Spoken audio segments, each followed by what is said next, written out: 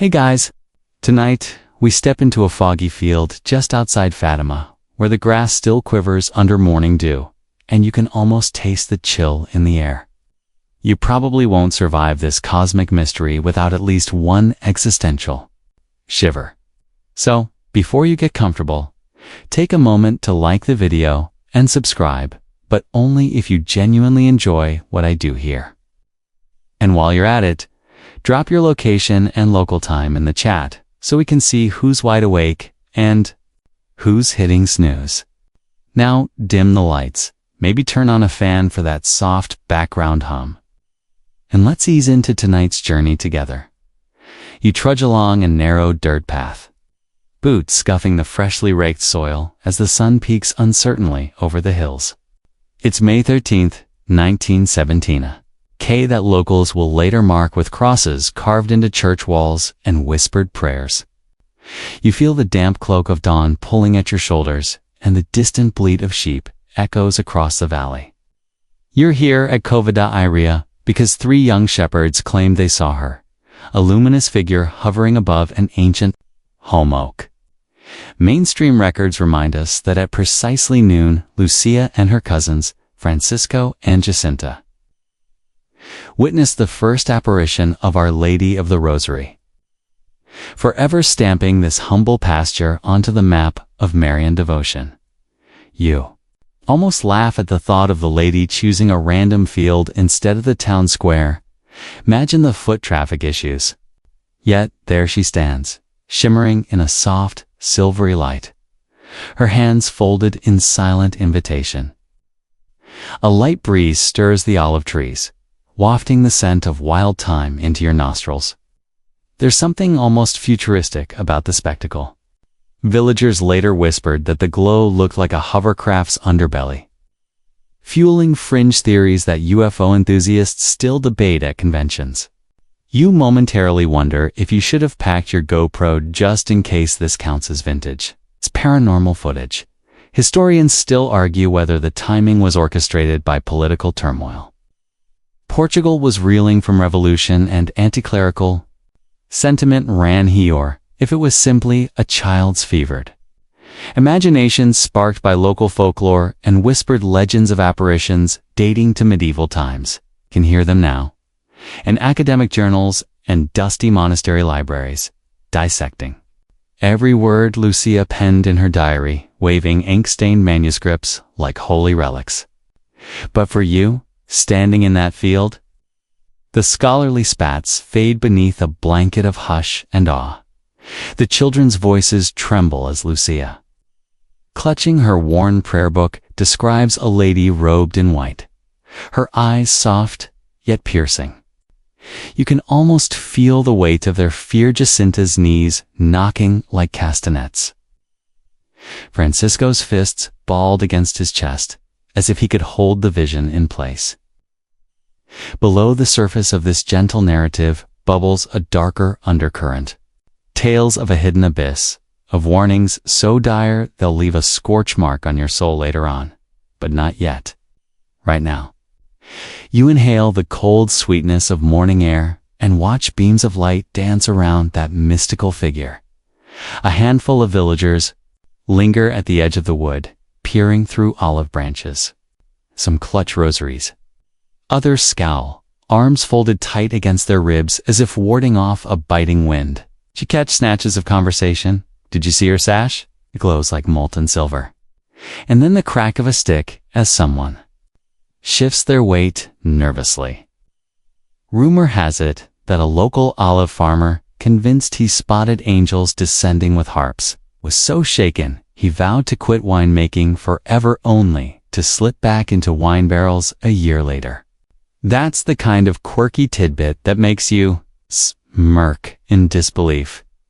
You realize you're shivering not just from dawn's cold, but from anticipation. This simple field, now consecrated by that first vision, will soon swell with pilgrims, miracle seekers, and skeptics alike. Yet in this moment, it's just you, grass whispering secrets beneath your feet, and a lady glowing against an overcast sky. No church bells have rung, No official proclamation issued, just 3 children and a promise that the world is about to change. As you stand there, you can't help but feel that you've stumbled into something bigger than pilgrimages, bigger than prophecies, something that will echo through a century of whispered prayers and fevered debates. You step off the dew-slick grass and follow a narrow goat track toward a cluster of whitewashed cottages where 3 children carve out their simple lives. You lean close enough to catch the scent of wood smoke and early baking, as if you've tapped straight into a cozy family group chat without Wi-Fi. These aren't ordinary kids messing around with soccer balls or begging for candy. They're shepherds Lucia, Francisco, and Jacinta, each shaped by hard work, local customs, and a dash of fate. Lucia dos Santos, 10 years old and already taller than most village girls, carries herself like she knows her family tree's roots run deep into Portuguese soil. She's the eldest of 8 siblings, thrust into chores before dawn, milking goats and hoarding handfuls of dried figs for her brothers and sisters. Mainstream accounts tell us she attended a local girls' school where discipline was strict. Chalk erased the blackboard daily, and spelling tests could make grown men shiver. You imagine her trading carefree recess for herding sheep up precarious, olive-studded slopes, no playground. Just bleeding sheep and the occasional scorpion hiding in the brambles. Then there's Francisco Marto. He's 9 years old with big brown eyes that flicker like campfire embers when he's excited. He's a shy dreamer who spends hours sketching clouds in the sky with a stub of charcoal. He once tried to capture a storm by drawing lightning bolts on sand, only to have a real cloudburst wash his masterpiece into the dirt. Local records note his fascination with the miraculous. He believed each dewdrop held a message from heaven. Quirky sources claim he'd attempt to read tea leaves from his mother's morning brew. Historians still argue whether that was genuine superstition or a kid's ploy for extra sugar cubes. Every rumor paints him as sensitive, kid-likely, to gasp at the sight of a bug and then apologize profusely. Jacinta Marto, 7, is Francisco's younger sister and a ball of nervous energy. Her laughter echoes off the hills. Her tears follow just as fast when goats bolt through fences or when her clothes catch on gorse thorns. She's known for insisting on wearing a single red ribbon in her hair, if expecting to star in a silent film, although family lore suggests she picked it up from a traveling circus performer's abandoned baggage. Quirkier still, some whispered that she'd sleepwalk and recite nursery rhymes backwards, fueling fringe theories that she might be channeling ancient Celtic fairies. You almost want to record her on your phone, but you remind yourself that this was 1917, no TikTok. Just shaky hands and hopeful prayers. You notice the children share a rhythm born of sibling rivalry and deep affection. Lucia directs with quiet authority. Take the lamb down this ridge, she commands, voice steady like a radio signal cutting through static. Francisco obeys, plodding behind, while Jacinta flits ahead, sometimes darting back to make sure you're still there, like a nervous tour guide in a haunted house. It's a dynamic duo plus one that locals describe as 3 peas in a scraggly pod. Even if one pea occasionally concocts wild tales involving angels on horseback. Their families, devout Catholics, surround them with rosaries, hymns, and whispered prayers. You can almost trace the echo of chanted verses as they recite the Angelus under their breaths. Each Hail Mary folded into the day's routine. You crouch to tie your shoelace and overhear Lucia negotiating a deal if she lends Francisco her prized coconut candies. He'll let her hold his tiny goat-herding crook. No cloud-viewing bargain seems trivial when you're 10. The promise of sugar feels like high-stakes diplomacy. Historian notes confirm that sweets were rare luxuries. In rural Portugal, sugar rationing was a thing even before chocolate bars took over schoolyards. Stina tries to mediate, proposing a three-way swap that ends with her picking white daisies as collateral. It's adorable until you realize each daisy means scraping knuckles against thorny stems, and you feel grateful for modern gloves. A stray dog pads by, nudging Francisco's leg. He freezes, gently pats its head, and the pup howls with devotiones. If recognizing a fellow wonder-seeker, you watch them, imagining you're in an indie film trailer. 3 young shepherds, 1 secret, coming this May. Fringe theorists later jump on that scene, claiming the dog behaved like it sensed the divine presence in the home oak. Historians still argue whether animal reactions at Marian apparitions are naturally frightened responses or genuine messengers of the mystical debate that rumbles on in conference halls and dusty theological journals. Evening shadows stretch across the hills when the kids break for a midday meal. Hard-baked cornbread, olives cured by sun and salt, and a chunk of goat. Cheese so pungent you'd swear it's a fermented experiment gone awry. You're reminded of that crocodile dung sunscreen anecdote from a wildlife document, will try anything to solve a problem. Yet these children seem content with what they have. A makeshift blanket, whispered prayers, and an unshakable belief in the lady who visits them. Lucia stirs her goat milk porridge thoughtfully before insisting that Francisco tasted first classic Big Sister move. As you inhale that smoky cheese aroma, you sense a complex weave of innocence and destiny. 3 kids with no power, no voices on radio broadcasts, yet chosen to carry messages that will ripple through history. Their backgrounds: 1 disciplined student, 1 dreamy artist, 1 hyperactive rascal blend into a potent trio. You might chuckle at how they'd handle Instagram today, #Holy Shepherds. Anyone? But back then, they wielded no hashtags. It's only hushed testimonies under open skies. You stand, brushing crumbs from your lap. Heart thumping with the quiet energy these siblings exude.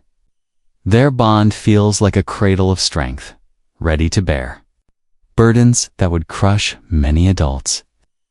You can almost hear Lucia's measured voice carrying across time. Be not afraid. And you realize you're not just meeting 3 shepherds. You're meeting a microcosm of humanity, the cautious skeptic, the hopeful dreamer, and the wild spirit. Together, they're about to become the witnesses of something that will haunt the hearts of millions.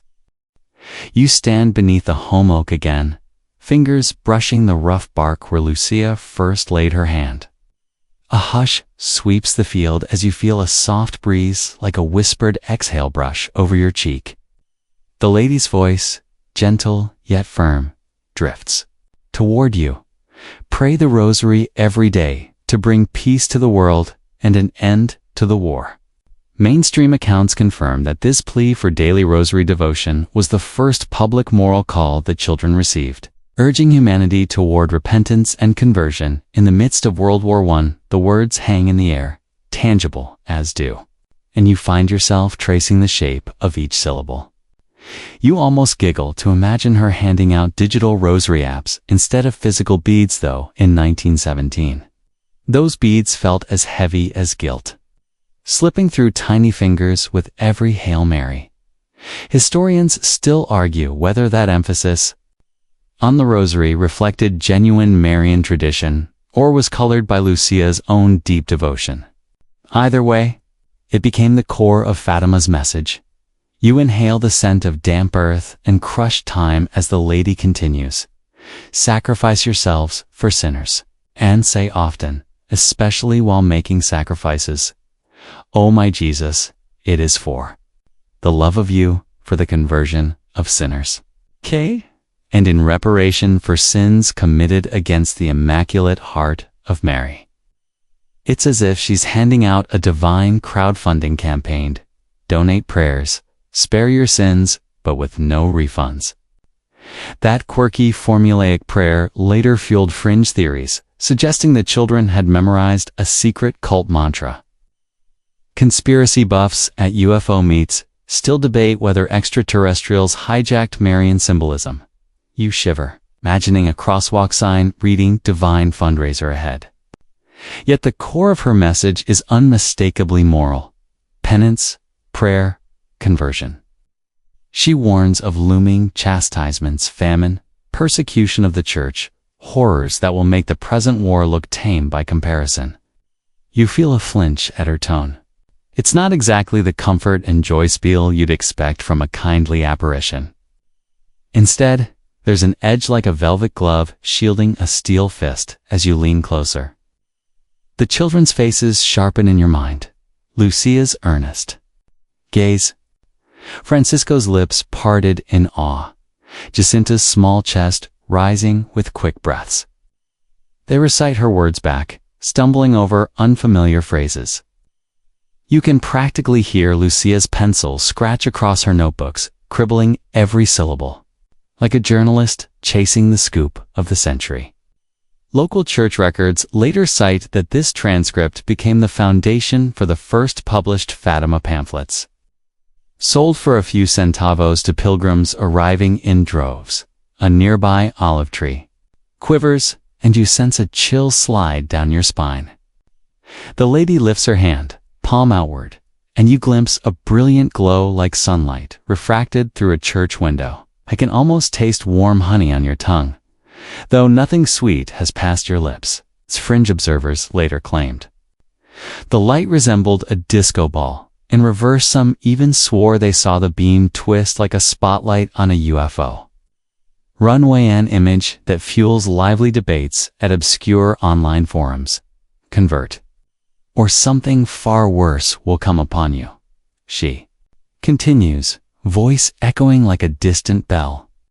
She mentions Russia by name, predicting its errors would spread worldwide unless Russia were consecrated to her immaculate heart. Mainstream historians note that this geopolitical prophecy foreshadowed the Bolshevik revolution's ripple effects. Though whether she foresaw Stalin's purges or simply referenced Tsarist turmoil remains contentious. Historians still argue whether this was a genuine prophecy or an anachronistic insertion by later scribes wanting to link Fatima to communist atheism. You swallow, remembering newsreels of trenches and gas masks. Seeing how that prediction felt shockingly immediate. It's as if the field around you has become a war room briefing, complete with spectral generals giving orders. Yet the lady's tone shifts, warming like dawn light. Peace, I leave with you. My peace, I give you. You lean back, blinking, as if to reset your eyes to color this contrast of warning and consolation feels oddly like your favorite video game's plot twist. You chuckle softly at the idea of Mary offering peace DLC. At no extra charge, 3 light jokes flicker through your mind. Imagine a divine PR stunt with infinite reach. Mary's like the ultimate life coach, and wait, where's the Godspeed soundtrack? Each one eking out a nervous smile. Then you hear the children breathe, voices synchronized like a small choir. We promise to do what she asks. The resolve in their promise echoes in your chest. Even Jacinta, with her wild energy, folds her hands in solemn promise, her red ribbon fluttering like a tiny flag. You close your eyes and picture the world map unfurling across the grass. Red markers pinning war zones, famine-stricken regions, and revolutionary hotspots. The lady's call feels like a cosmic assignment. Your prayer beads are your lifeline. Your daily penances, tiny acts of global influence. You're struck by the sheer audacity of a task, a handful of kids to shift the course of nations. Like commissioning kindergartners to rewrite international treaties. When you open your eyes, the lady's form is already fading, dissolving into ribbons of mist that drift toward the horizon. The children stand silent for a moment, processing the magnitude of her message. Lucia clutches her prayer book like a life buoy. Francisco brushes his charcoal-streaked hands on his trousers. Jacinta tucks a stray hair behind her ear, her eyes scanning the sky as if expecting a sequel. You quietly step forward to offer comfort, but find no words. Instead, you let the final echo of her warning, both dire and kind, settle into the hush of Kova.iraa as you walk away down the goat track. The sun has climbed a few inches, the scent of sage drifting on the breeze. The lady's initial moral calls and prophetic warnings already pulse in your mind, like a half-remembered dream you know will shape your days. In the distance, a church bell rings, an ordinary sound now tinged with extraordinary meaning. Pause, running fingers through the dirt, realizing that this message, equal parts caution and hope, is what will drive millions to that very spot in the decades ahead. You trudge along the same goat track just before sunset, the fading light turning every rock into a potential hiding spot for scorpions. When you reach the little clearing beneath the home oak, you catch Lucia's solemn face as she lifts her gaze to the sky. It's July 13th, 1917, and the air feels hotter, almost suffocating, so thick you could slice it with a pilgrim's pocket knife. Do you remember the lady's initial message? The soft glow under an overcast sky. Tonight, that glow fractures into something far darker. A breeze skitters across the grass, carrying the faint scent of wild fennel mixed with something burnt like a campfire gone catastrophically wrong. Francisco stands beside you, his knees trembling as he grips Jacinta's hand. You feel the texture of the ground shift. Small pebbles give way to coarse dirt like the children's granary floor. Then the lady appears again, but this time her expression doesn't console you. Sense a warning sharpened into a blade. Mainstream records note that during this third apparition, she unveiled a vision of hell, assisting the children witness the fate of unrepentant souls. The sky ripples, as if reality itself is vibrating. Suddenly, you're staring down into a chasm of blackness. It yawns beneath you, as deep as any abandoned well, and twice as cold. Inside, twisted forms writhe, bodies without faces, limbs contorted like gnarly tree roots. You almost stumble backward when a chorus of silent screams roars in your ears, bristling like an electric current. It's the children's vision of souls in torment, each figure blurred at the edges, as if dipped repeatedly in ink and washed away. You feel the wind die completely, like the world has paused to watch. Francisco's charcoal sketches flash through your mind, his attempt to draw clouds, but this is no gentle cumulus swirl. This is a storm made of screaming shadows. Jacinta's red ribbon flutters one last time before she slumps, her eyes wide, reflecting what you hope is just the sunset. You catch Lucia's knuckles whitening as she grips her prayer book, reciting the consecration prayer she learned off that divine crowdfunding campaign. You remember her prompt, pray for sinners, and it feels too little. Too late. A scorpion scuttles across your boot, and you recoil lonely to realize the children aren't hallucinating from heatstroke. The horror is real in their trembling voices. You swallow a lump the size of an olive, such a simple fruit. Yet it symbolizes world suffocation if you refuse to heed the warning. Fringe theorists later claimed the vision wasn't spiritual at all, but a shared hallucination induced by volcanic gases from distant Azores eruptions, idea that fuels lively threads on conspiracy blogs. Historians still argue whether environmental factors or genuine divine revelation triggered the children's reactions. You blink against the darkness, noticing how the lady's hands glow as she points toward the abyss. She murmurs something you can barely catch, words in a trembling register that echo back like a broken gramophone. Your ears burn with the memory of what she said, that souls are wandering there, crying for mercy that never comes. It's as if she's showing you the worst travel brochure imaginable. Imagine a hotel review reading, stays here are eternal, no checkout. You blink again and the vision retreats like a receding tide. The chasm closes 1 inch at a time, swallowing its wailing inhabitants.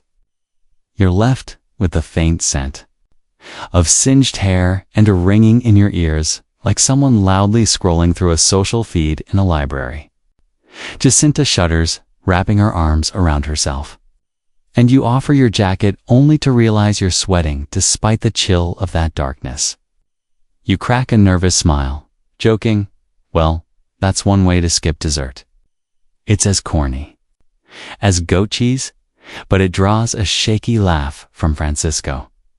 The lady's form softens, her sorrowful gaze meeting yours through streaks of cloud. She repeats her plea, penance, prayer, conversion. It's the same script from May Rosori's Sacrifices, but weighted now by the sight of hell's unending corridors. You remember her voice from the first apparition, offering peace like a peace DLC you could download. Now she's showing you the expansion pack you never wanted. She warns that, without repentance, more souls will tumble into that abyss. A projection that feels like a supernatural horror movie trailer coming soon to a world at war. You sense a flicker of warmth as her image fades entirely, leaving only 3 small figures in the dusky field. Lucia hunches over her prayer book, her pencil poised.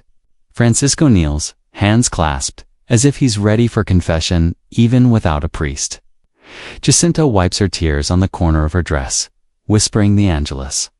You step forward to steady them, feeling the contrast between the dark they witnessed and the soft glow of twilight. The mountains around you catch the last pink light of dusk.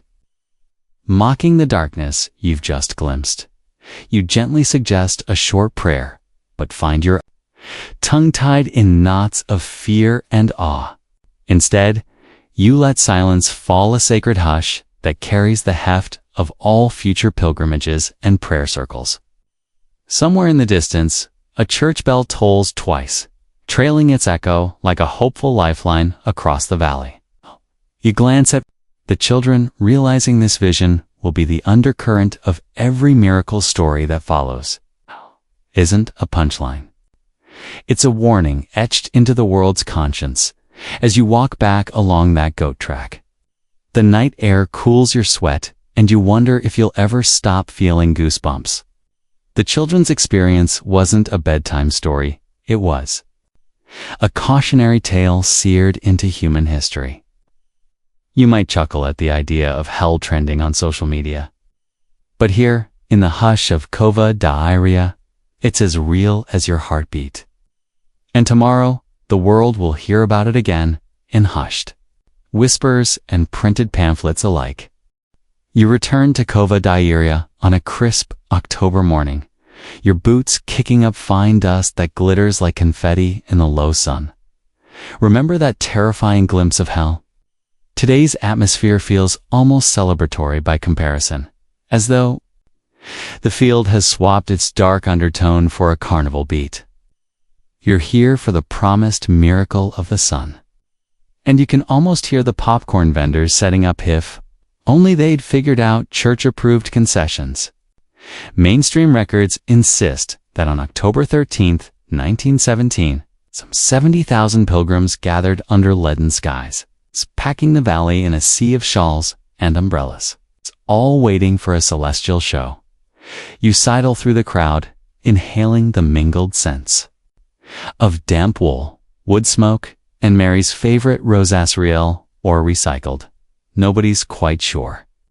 A mother 2 rows ahead leans down, whispering her daughter's name, pressing a medal against her chest for protection. Over there, a former mayor, turned skeptic, folds his arms, brow furrowed, as if daring the sky to perform. Fringe theorists later claimed they spotted strange metallic orbs, weaving above the throng, miniature UFOs using divine cover to test human reactions. Historians still argue whether eyewitness reports of these blinking lights were intentional embellishments or simply misidentified weather balloons. As the anticipation coils tighter, you notice pilgrims clutching gaudy souvenirs, rosary beads made from painted clay. books, pamphlets boasting certified miracles, and postcards showing a sun spinning above a cartoonish home oak. You almost laugh at the thought of a Mary-themed Instagram filter. #Sun Disciple Mode activated.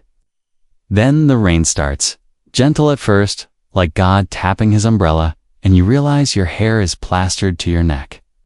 You grip your jacket, collar tighter, hearing whispers that if the lady really cared about comfort, she'd have installed climate control. Suddenly, the rain halts mid-pour, no thunderclap, no wind shift, just silence. You hold your breath as clouds peel back, revealing a bulging sun haloed in opal light. Your eyes ache almost instantly, like you've stared into an industrial-strength lead. Then, as if someone hit a cosmic carnival button, the sun begins to spin, twisting colors across the valley like an otherworldly disco ball. The air vibrates, and you taste copper on your tongue, as though the atmosphere itself is charged with something electric. Pilgrims around you gasp, some kneeling down, others diving face first into the dust, arms outstretched. A local farmer who had sworn off church years ago falls to his knees and cries for forgiveness, tears mixing with dirt on his cheeks. Mainstream historians note that many present claim to see the sun zigzag toward the earth before veering back to its place in the sky, a phenomenon they described as both terrifying and wondrous. Meanwhile, fringe bloggers swear they captured footage of a translucent craft attached to the sun, steering its dance like a marionette master. You rub your eyes, feeling the scratch of sandpaper behind your lids, and wonder if you've joined a massive hallucination experiment. Skeptics in the crowd hissed that it's peer pressure, mass psychosis, triggered by group expectancy, with the sun's apparent movement a trick of parallax or cataracts. Historians still argue whether optical illusions could account for such vivid, synchronized visions, or if there's a deeper mystery at play. You glance at your reflection in a silver souvenir spoon, your eyes rimmed red, hair plastered, a K grin pasted on your face like a TikTok filter gone haywire. Amid the celestial choreography, miracle claims flare up around you. An elderly man on your left, blind for 2 years, screams, "I see," and clutches his eyes in disbelief. A mother on your right swears her sick child stood up and danced, cured as if someone hit a divine Control-Z on illness. Mainstream sources confirm at least a dozen documented healing claims that morning, later compiled by local clergy into official miracle files. Fringe theorists quip that the child's leap was due to a hidden spring under the grass.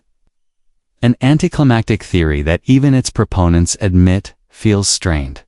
You feel a tug at your sleeve, Lucia's voice, soft but unwavering. It is the lady's final sign. You turn to see her face illuminated by that spinning sun, eyes shining brighter than any solar flare. You wonder if she's bathing in divine Wi-Fi, tuning in to celestial broadband. Jacinta and Francisco flanked her, nodding, as if they've rehearsed this moment for months.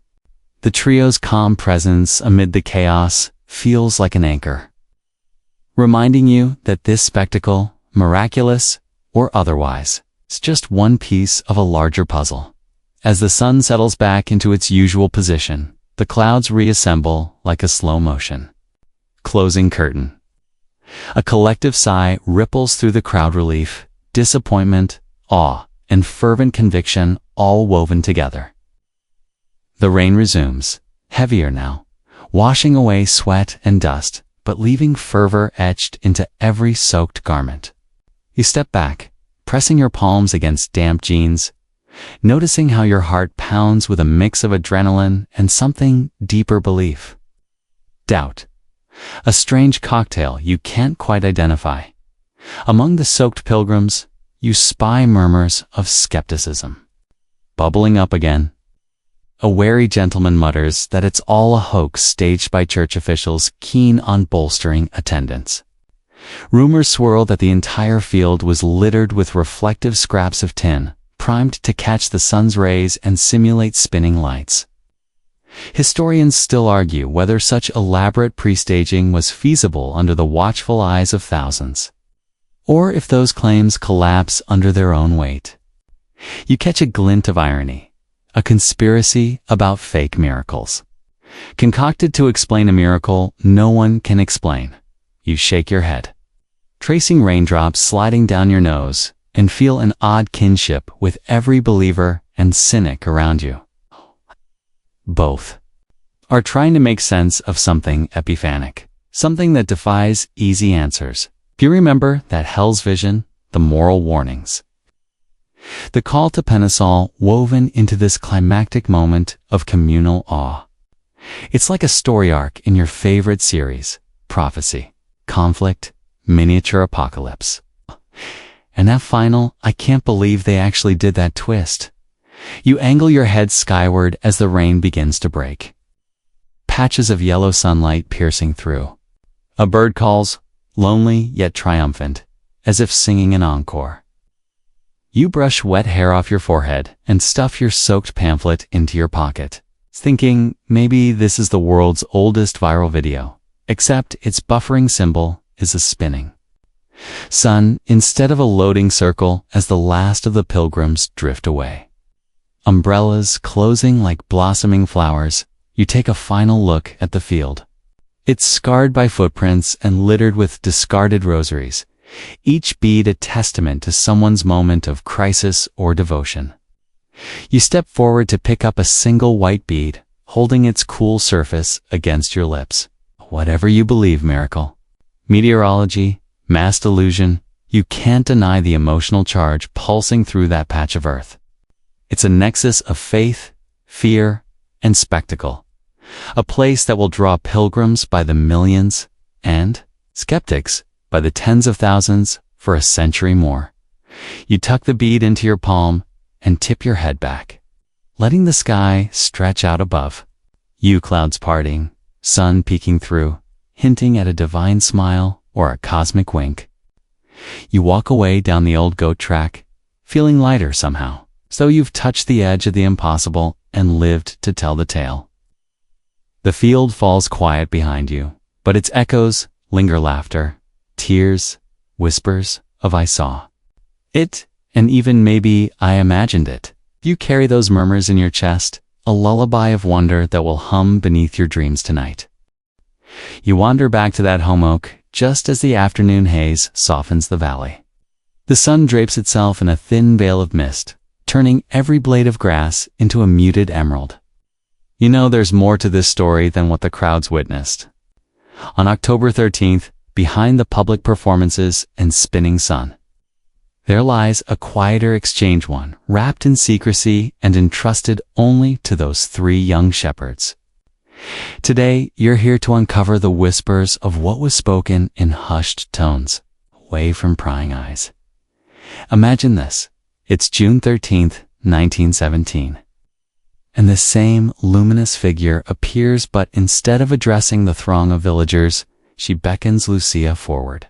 Mainstream records confirm that at this apparition, Our Lady entrusted the children with 3 confidential messages, later dubbed the 3 Secrets of Fatima. She instructs them not to reveal these secrets to anyone, not even to their own parents. The gravity of that instruction settles in your gut like a stone. It's the sort of cosmic hush you'd expect before a THUNDERCLAP. You picture Lucia standing alone beneath the lady's gentle glow. The other 2 children hovering, a respectful distance away. You almost chuckle, imagining Lucia's inner monologue. Great. Now she's giving me top secret intel. Should I set a reminder on my calendar? Of course, there were no calendars with colorful stickers back then, only rough-hewn ledgers and hand-drawn almanacs. Fringe theories later claimed Lucia slipped secret codes into her scribbled diary entries, masking phrases like June's whisper in grocery lists to thwart eavesdroppers. Scholars still argue Whether those odd food references were genuine code or simply a girl's habit of daydreaming about fresh bread as you lean your ear toward the oak. You can almost hear the lady's soft voice. Write this down, daughter. It concerns the fate of many souls and the trials to come. The weight of such words feels like swallowing smoke. You cough a little at their intensity. Kusa obeys, pulling out a small notebook, its pages already starting to fray at the corners. You can smell the faint tank of goat milk leather that bound the covers. A humble vessel for a secret that would haunt the world for generations. Then she speaks the first secret. A vision of impending doom for a great city where a bishop in white will fall under the stones of a shaken metropolis. The tone shifts. It's no longer moral exhortation, but an ominous prophecy of violence. You swallow a lump the size of a marble, wondering if she meant Rome or some future city you haven't yet heard of. Mainstream historians note that this prediction foreshadowed threats against the Pope himself, though pinpointing the exact location remains elusive. Historians still argue whether the lady foresaw the 1981 assassination attempt on Pope John Paul II, or simply intended a more generalized warning of persecution. As the moment stretches, the lady moves on to the second secret, a warning of a great conflict that will erupt if humanity does not change its ways. You imagine ancient scribes gasping as they heard it, quills poised midair. It's said that this conflict could engulf the world, nuclear devastation, or civil wars tearing nations apart. Fringe commentators at underground forums insist that the descriptions actually match Cold War telegrams from secret government archives, spurring rumors that foreign intelligence agencies infiltrated Lucia's family home to intercept these prophecies. You raise an eyebrow at that thought, picturing a trench-coated spy carefully prying apart a humble shepherd's crocheted shawl in search of hidden messages. Then comes the third secret, the one that remains shrouded in the thickest mist of debate. The lady's tone turns solemn, almost sorrowful. This third secret I will reveal later, in my time, when souls are ready. You shiver at the promise of something withheld by divine decree, a knowledge so potent that it required divine permission to speak it aloud. It's the kind of cliffhanger that would drive modern viewers to binge-watch an entire series in one sitting. This series spans decades, churches, and pontiffs. You imagine Lucia's teenage self pacing a modest convent room years later, clutching that little notebook as if it were the Holy Grail, waiting for permission to finally unveil its contents. Quirky rumors circulated that she once swapped pages with a fruit vendor's ledger, using the exchange to smuggle secrets during a pilgrimage to Rome. Historians still argue whether those exchanged pages ever contained anything at all, or if they were a clever ploy to deter nosy fans and amateur sleuths. Standing there under the oak, you feel the hush of centuries pressing in. The idea that 3 children held the keys to prophecy deepens your sense of wonder and your suspicion. Could a simple shepherd girl accurately foretell political upheaval? Or was it the product of collective anxiety, channeled through a well-rehearsed script by local clerics? Either way, the power of that secret lay in its silence. It's like an unlisted phone number that only a chosen few could dial, assuming they knew the combination. You turn your head and imagine Francisco and Jacinta standing nearby, their eyes lowered as Lucia inked each word. You wonder what passed between their glances, an unspoken pact of solemnity, a childhood broken open by divine whispers. Jacinta, the most sensitive of the 3, later claimed she could remember every inflection of the lady's voice, the steady pulse behind each phrase. It's a detail that defies easy explanation. It's like recalling the soft echo of a lullaby that never truly ends. You brush your fingertips along the trunk, tracing the grooves as if they're braille spelling out the secrets you'll never hear. The oak seems to murmur back, its rough bark alive with ancient memory. In that moment, you sense how secrecy itself can become a sacred act, a means of preserving something too volatile for common consumption. You remember your phone's menu hiding secret files with a simple swipe. But this concealment feels infinitely more profound, as the lady's image dissolves again into the humid air. The field around you hums with expectancy. Pilgrims will come, historians will pore over manuscripts, and conspiracy buffs will spin webs of intrigue. Yet the purest truth of those three confidences remains locked in a child's notebook, sealed by an apparition and guarded by faith. You step back, feeling the hush of confidentiality settle like dust in the midday sun. You hardly need to unpack the freight of those secrets to know their power. In your mind, you replay the lady's words one more time.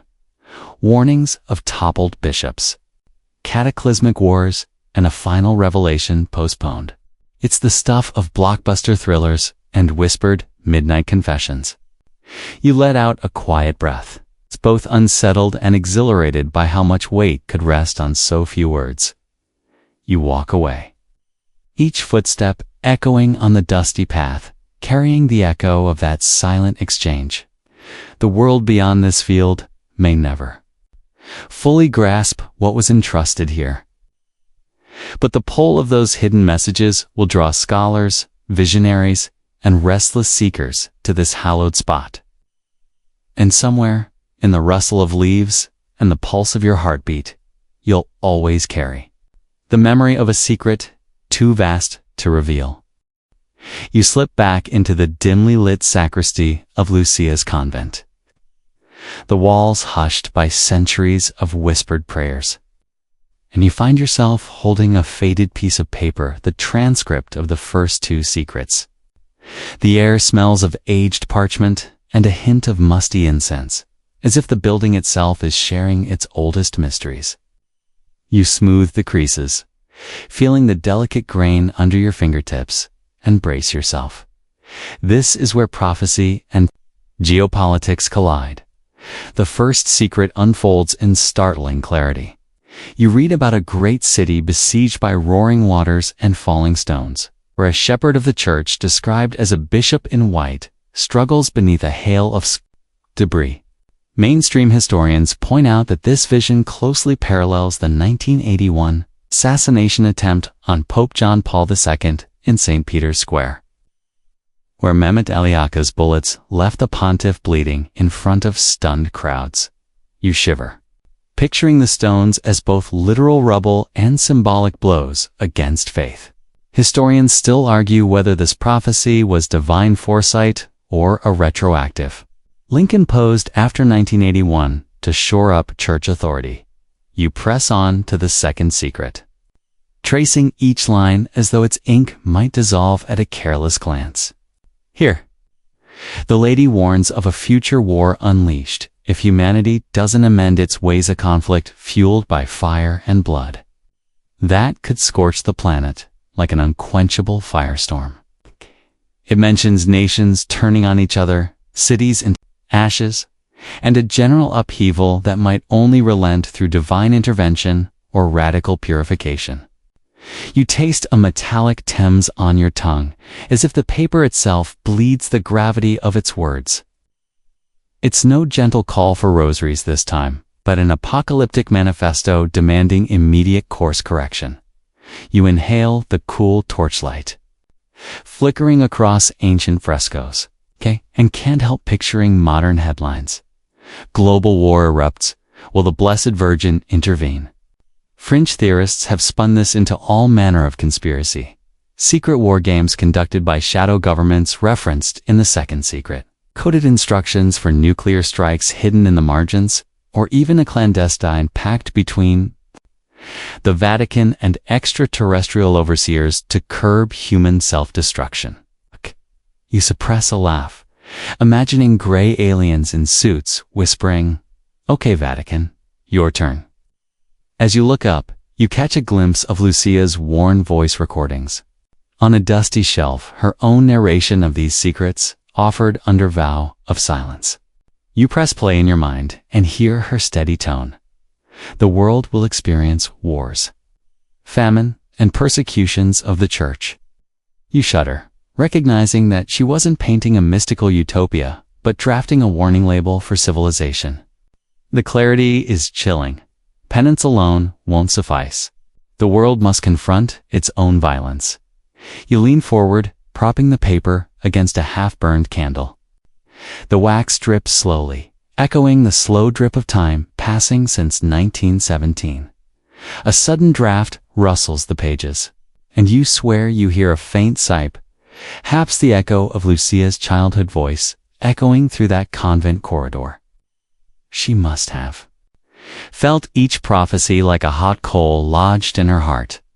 You rub your palms against the rough stone of a pew, pondering the scale of these dire predictions. The first secret zeroes in on the person of the Pope. The second zooms out to a global cataclysm. It's as if the lady is teaching with a two-part lesson, personal trial followed by collective judgment. You imagine yourself in that lesson, scribbling. Margin notes? Okay?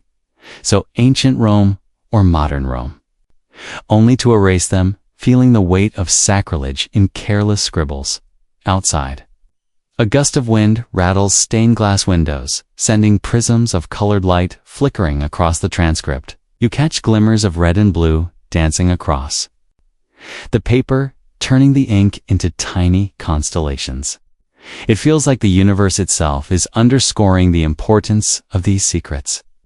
You lean closer and read that humanity's survival hinges on sacrifice and penance. A phrase that hits you like a gauntlet thrown down by a celestial challenger. A light joke bubbles up. Is this the lady's idea of cosmic crowd control? But you swallow it, realizing the stakes are too high for humor. Instead, you trace the final lines of the second secret, a plea to consecrate Russia to the Immaculate Heart, promising that such an act would avert the worst horrors. You imagine a grand ritual, thousands kneeling before St. Peter's, praying fervently for global peace. It feels noble, yet you wonder if it blurred the line between spiritual devotion and political intervention. Historians still argue whether that consecration was performed correctly in 1984 or if its timing was off by mere hours, dooming it to partial failure. You fold the transcript carefully, tucking it back into its leather sheath. The convents. Silence presses in, reminding you that these were not public bulletins, but secret missives entrusted to children. The hush carries more weight than the words themselves. You slip out of the sacristy, your mind buzzing with the echoes of prophecy and possibility, each footstep reverberating like a question. Can humanity rewrite its destiny if warned in time? Outside, the sun dips low, staining the horizon with flame-colored clouds. You step into the waning light and snap the sheath closed, knowing that every PayPal address and every international crisis since has been measured against these two secrets. You feel the world tilting beneath your feet as if everyone is playing a part in a drama scripted long before they were born. You tuck the fragility of that parchment into your soul and start the walk back to the oak, carrying the weight of fire and war on your shoulders, an encore of Kova Diaria's greatest revelations. You retrace the children's heavy steps from Kova Diaria all the way to the ornate corridors of the Vatican, though your feet remain firmly planted in dusty Portugal. You imagine Lucia, now a postulant in a Carmelite convent, clutching that same goat milk leather notebook and penning letters to the popes. In 1930, she wrote to Pope Pius XI, urging him to consecrate Russia to the Immaculate Heart of Mary. Mainstream records show she personally delivered a plea to the Apostolic Nuncio in Lisbon, hoping it would reach the Holy Father's desk by Easter fact. The echoes of marble cloisters and the whisper of monastic habits surround you as you picture her. Anticipation, you sense the hush of protocol as you slip through velvet ropes that demarcate the sacristy from the world beyond. Cardinals in red, Robes pass, their silk cassocks brushing the floor in a fabric whisper. You'd think they were moving in slow motion for dramatic effect, like extras in a period drama. You didn't know this was real life. You almost text a cardinal in your phone's notes app, "Hey, any update on Russia consecration?" But you remember that in the 1930s, Twitter had more immediate traction than Vatican communication. You pause to inhale the scent of sandalwood incense drifting from an adjacent chapel. A Swiss guard in plumed helmet glances at you, eyebrows arched as if to ask, "Lost your actual prayer beads?" Fringe sources claim Lucia once slipped him a handful of homemade coconut candies, her only bribe to let her rush past security. Historians still argue whether that sweet subterfuge really happened or if it's a modern myth spun to humanize the little visionary. You slide a hand along a marble balustrade, feeling the permanence of the church's hierarchy and its resistance to change. It takes decades for petitions to percolate upward. Lucia's first personal audience with Pope Pius XII came in 1946, 10 years after her initial plea. Imagine the patience required, like waiting for a cosmic conference call to finally start. Byrne of obscure Jesuit journals jokes that this was the Vatican's version of buffering. And you can't help but smirk. Lights glow softly above, spotlighting masterpieces of saints and angels. You imagine the letter itself, Lucia describing the lady's luminous cloak, the spinning sun, and the promise that consecration would bring peace like a divine PowerPoint presentation. Mainstream sources confirm that Pope Pius XII consecrated the world and implicitly Russia in 1942 during a broadcast consecration in St. Peter's Basilica. You shiver at the irony, while bombs fell over Europe. A pronouncement echoed through Vatican radio, petitioning for a spiritual shield. You lean in close to a small chapel plaque commemorating the act. The words engraved by stonemasons now feel as weighty as the prophecies themselves. You almost expect to see the lady's reflection in the polished marble, offering a silent nod of approval. Fringe theorists insist that the plaque emits a faint hum if you place your ear against it, like a hidden recording of the consecration prayer. Historians still argue whether that hum is a spiritual vibration or merely acoustics, bouncing off centuries-old stone. Beyond the plaque, you glimpse a display case housing a faded photograph. Lucia kneeling before Pope Paul VI, who again consecrated the world in 1964. The image is grainy, like an old Instagram filter, but you feel the gravity of her silent tears and the Holy Father's gentle hand on her shoulder. You wonder if she felt her heart pound like a drumbeat in a cathedral, or if her vow of obedience kept her voice calm under such solemn pressure. You drift into the library annex, the smell of vellum and mahogany enveloping you. Rows of dispatches and classified memos line the shelves, each one a testament to the church's careful sifting of revelation and reason.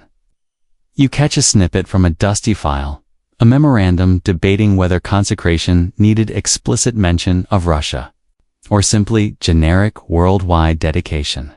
It feels surprisingly bureaucratic, like arguing over font size in a business proposal.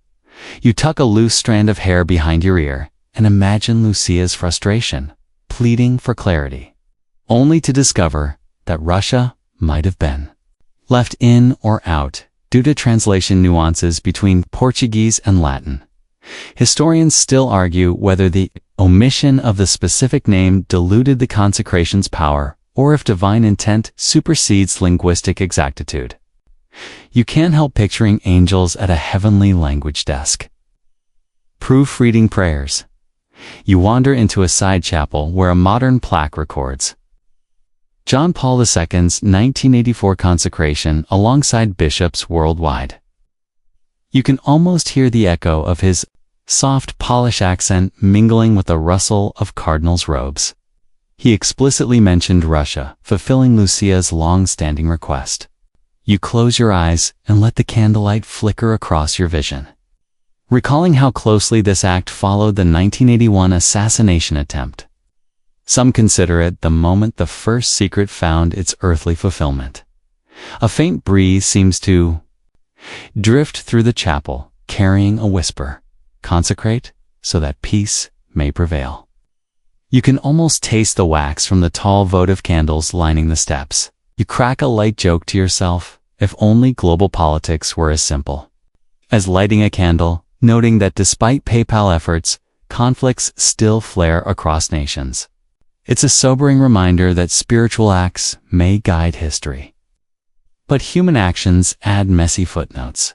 You step back into the marble hallway, your footsteps echoing like the ticking of a grand clock. You sense how each PayPal appeal, each solemn consecration reverberates through time. The chain of petitions feels like cosmic correspondence, a divine pen pal scenario where each reply arrives centuries later. You shudder, recalling the chilling vision of hell, the warnings of war. And now these earnest entreaties to the highest ranks of the church. You exit through a carved wooden door into a quiet courtyard, where pigeons coo and stray sunlight pools on carved stone benches. You lean against a column decorated with Lile, the symbol of the Immaculate Heart. Take a steadying breath. All that petitioning, all that waiting, reveals a curious dance between humility and authority. Lucia's letters were never front-page news. I think they were footnotes sent in prayer-laden envelopes, sealed under vow of secrecy. Standing there, you realize that these PayPal appeals are not just historical footnotes, but vivid testaments to faith's persistence against institutional inertia. You shiver at the thought of how much was at stake the moment those letters slipped into the Vatican mailbags. And you wonder if one humble shepherd girl could sway popes across decades. What hidden petitions might still be waiting in the oak's shadow, waiting for voices brave enough to speak them. You slip into a hushed vault beneath St. Peter's Basilica, the air cool against your skin and redolent of polished wood and old vellum. Your flashlight beam lands on a single sealed envelope, nearly yellowed with age, marked simply Sagredo Tercero in Lucia's looping handwriting. This envelope has lain here unseen for decades, like a buried time capsule shivering beneath the Vatican's heartbeat. You can practically feel the weight of every unanswered question pressing against its creases. You remember reading that Lucia typed the 3 secrets in August 1941 at the Dorothean Convent in Porto. Mainstream accounts confirm that. Bishop José Alves Correa da Silva ordered the envelope locked away shortly thereafter, intending it for future Pope's eyes only fact. You trace the envelope's path in your mind from that quiet convent room. Shipped in a plain wooden box across war-torn Europe through a labyrinth of Monsignori offices and monastic corridors. Until it arrived here, still sealed, still perilously charged with prophecy.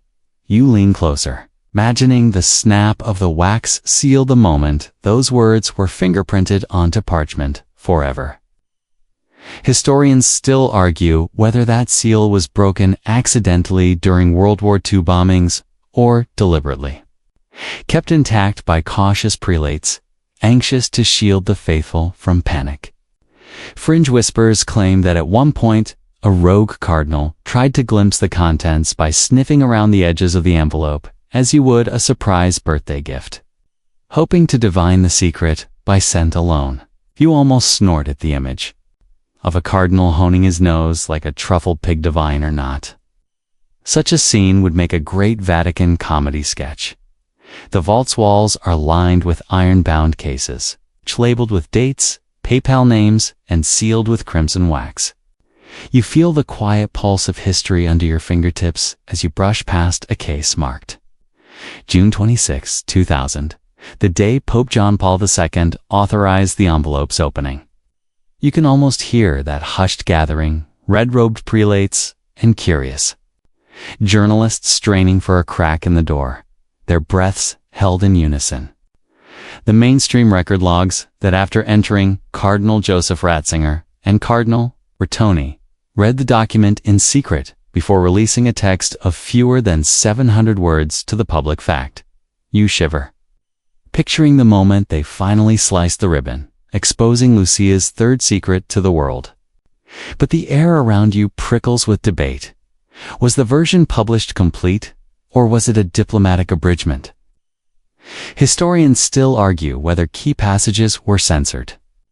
Some say the original text spoke of cataclysmic earthquakes that would split continents, while the released version mentions only tribulations and persecutions. Fringe aficionados insist the full text contained references to alien armies or time travelers parading through St. Peter's Square.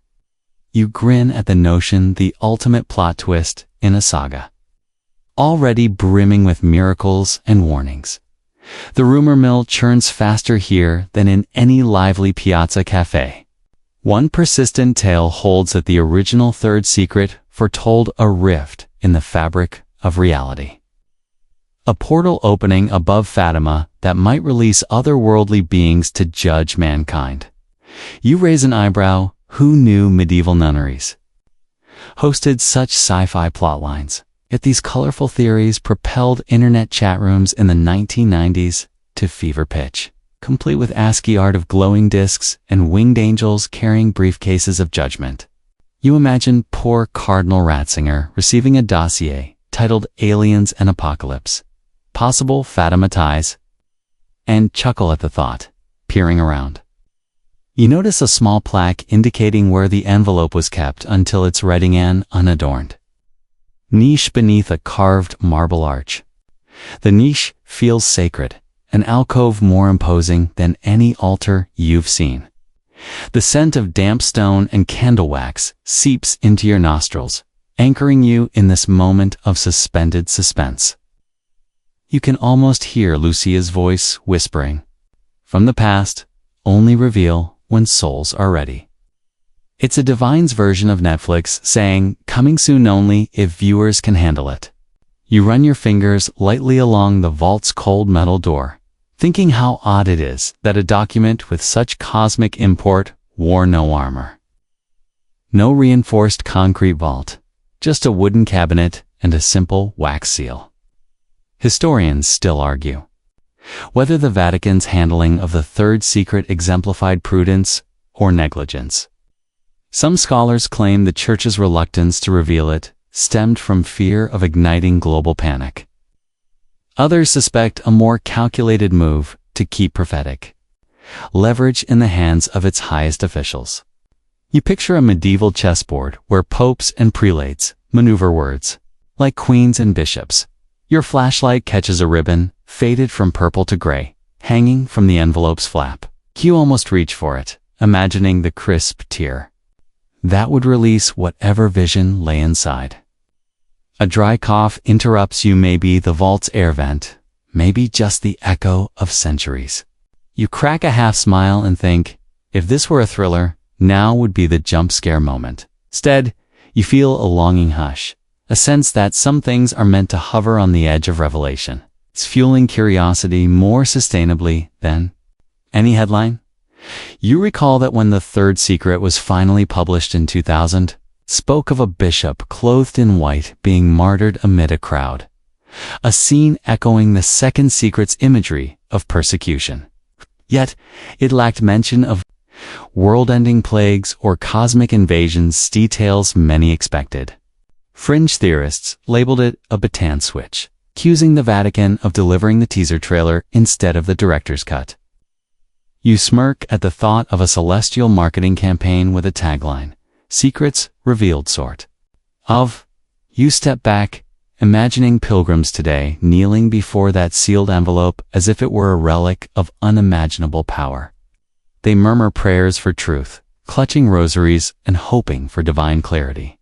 Meanwhile, Vatican protocol hums along in silence, files stored and forgotten, waiting for the next pontiff's nod. Oh, you shiver, aware that every unopened word has the power to reshape faith or fan the flames of speculation.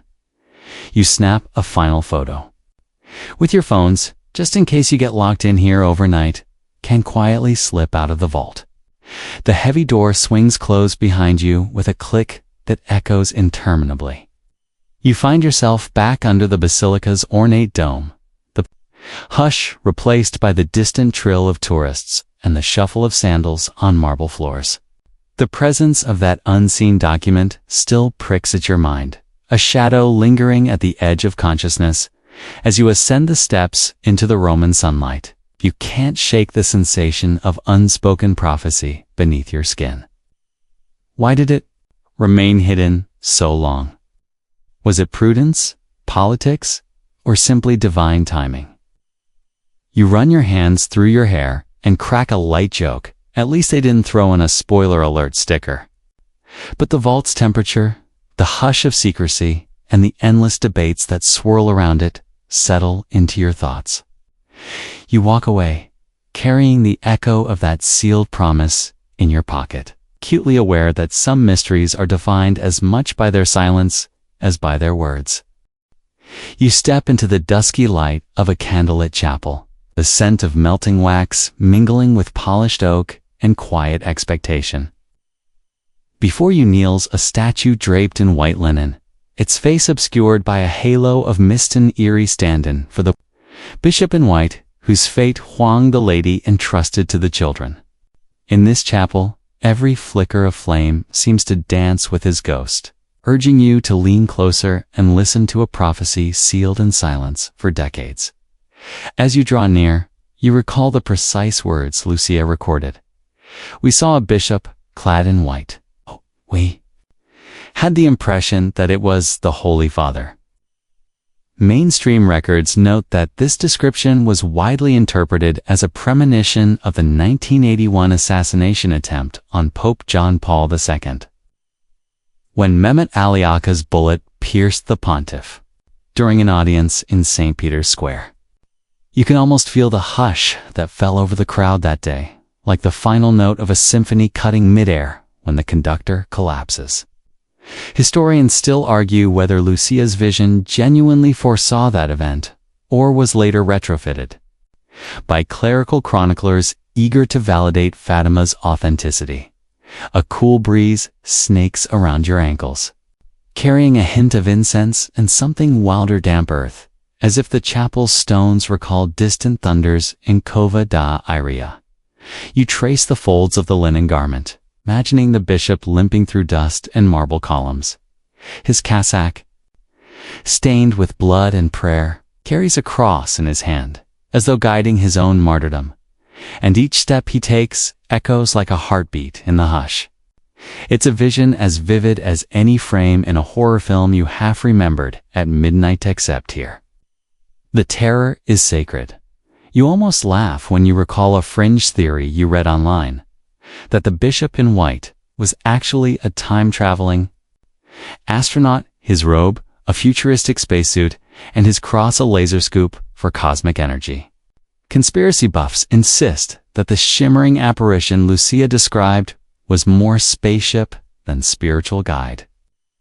Fueling spirited debates in dimly lit forums, you imagine them hunched over retro monitors, comparing grainy UFO photos to Vatican archives, headphones askew as they exclaim, "See? That's not silk, it's a spacesuit." Such speculation makes you grin, even as the chapel's hush tugs at your nerves.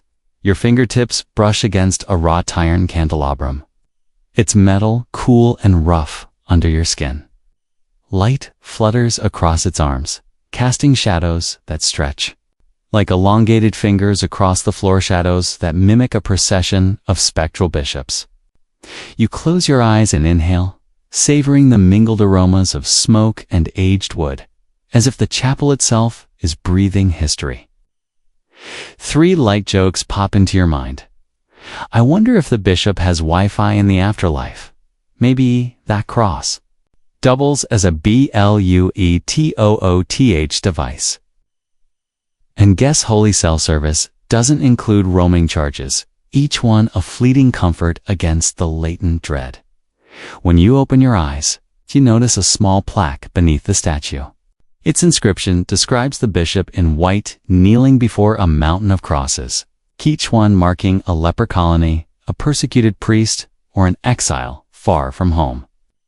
Mainstream chronicles tie this to the decades of communist persecution that followed Russia's revolution, prayers that had gone unanswered until costly consecrations were performed. Scholars still argue whether this element of the vision referred specifically to Soviet gulags or symbolized global persecution of the innocent and devout. You lean in to study the bishop's face, half hidden beneath linen folds. Do you imagine? Lucia's voice trembling as she recited his features. His face was covered with blood, and we saw that he was in agony. You shiver, picturing the fabric soaked through, the flesh beneath delicate and raw visceral plea encoded in flesh and cloth. It's the kind of image that turns you cold. As though you've been sprayed with holy water, chilled by midnight air. A stray beam of light finds its way through a stained glass window, igniting swirls of red and gold across the statue's garment. It's an accidental brilliance, almost like a paparazzi flash capturing a clandestine meeting. Fringe enthusiasts later claimed they saw in those patterns the outline of an extraterrestrial map. Embedded in the linen's weave, you stifle a grin at how far imaginations stretch when fed a tantalizing mystery. You stand, brushing a stray cobweb from your sleeve, and spy a narrow aisle leading to a side altar. There, an open missal lies atop a kneeler, its pages yellowed and edges curled. You lean forward and catch a faint script in the margin. He will fall by bullets. The words could be plucked from any headline, yet here they pulse with the gravity of prophecy. Historians still argue whether this phrase was originally in Lucia's hand or added later by church scribes cross-referencing the 1981 attack. The question clangs in your mind like a dropped chalice.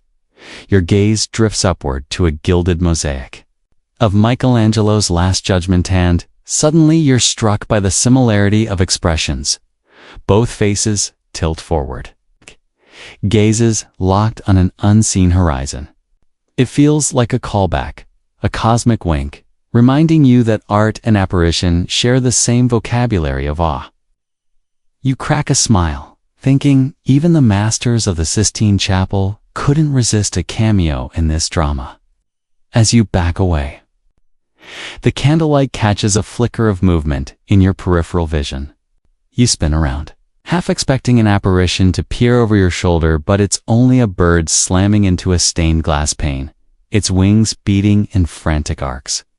You wince at the thump and imagine the messenger's confusion. Wrong window. It's a tiny reminder that the real world crashes into the mystical at unexpected moments. You pause outside the chapel, letting the heavy door swing closed behind you with a resonant thud. The hush of the corridor greets you, its silence more potent than any sermon. You tuck your hands into your pockets and feel the vertigo of countless pilgrims who've stood here, wondering if that bishop was a pope or a spectral guidor, maybe. Something even stranger. You step into the sunlit courtyard, your breath leveling out as birds twitter overhead. The statue's veil lifts in memory, but the question lingers. Who really is the bishop in white? A successor to St. Peter, a foreshadowing of violence against the church's highest office, or a symbol of all faith's martyrs? You rub your chin, half amused by the fringe theories and half sawed by the solemnity of the vision. The courtyard's fountain burbles softly, its water catching the light like liquid diamonds. You take a sip, tasting its cool clarity and wondering how many times pilgrims have done the same, seeking both refreshment and reassurance. You think of Lucia clutching her notebook, jotting down each detail as if her life depended on it because, in a sense, it did. You press your palms together in a silent prayer, for clarity, for courage, for faith that bridges the gap between prophecy and proof. A sudden breeze stirs the laurels, carrying a whisper. Pray for peace. It's the same refrain you heard in that dusty field over a century ago. It's unfurling now in the quiet of a Roman morning. You turn to leave, but not before pausing for one last look at that shrouded figure. The linen cloak seems to pulse in the sun, its folds rippling like waves in a spectral sea. You can almost hear three cousins' voices rising in unison. We saw him. And in that echo, you feel the unbroken thread of history, faith, and mystery weaving through time as you walk away. The bishop in white fades into memory, leaving you with a single truth. Some visions live not in what you see, but in the questions they refuse to answer. You step out of the chapel's hush and make your way into a high-ceilinged research library, where sunbeams slice through stained glass windows and catch motes of dust drifting like tiny apparitions. The scent here is a heady mix of leather-bound tomes, musty parchment, and a hint of polish reminding you of that solemn convent archive where Lucia first penned the secrets. Now, scholars from around the globe crowd into this hushed hall, each armed with notebooks, laptops, the healthy dose of skepticism. You pull up a carved oak chair at a reading table, littered with open volumes on Marian apparitions. Mainstream. Experts confirm that hundreds of doctoral dissertations have been written on Fatima since the mid-20th century, dissecting every phrase, every ink blot, and every whispered anecdote from Jacinta's convent memoirs. You notice a stack of footnotes so tall, it looks like a leaning tower of bibliographies, each citation another layer of scholarly obsession. A hush falls as a bespectacled historian adjusts her glasses and clears her throat, her voice a gentle chime in the silence. She launches into her critique, questioning whether Lucia's diaries were edited by ecclesiastical censors before being published.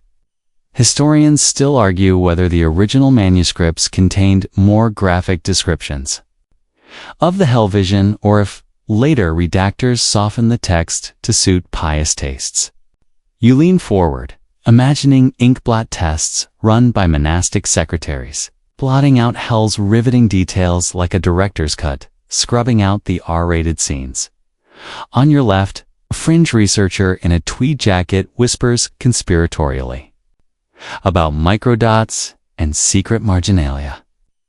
He insists there's microscopic script squeezed between lines, invoking rumors from Section 9 about alien maps coded into the third secret's faded ribbon.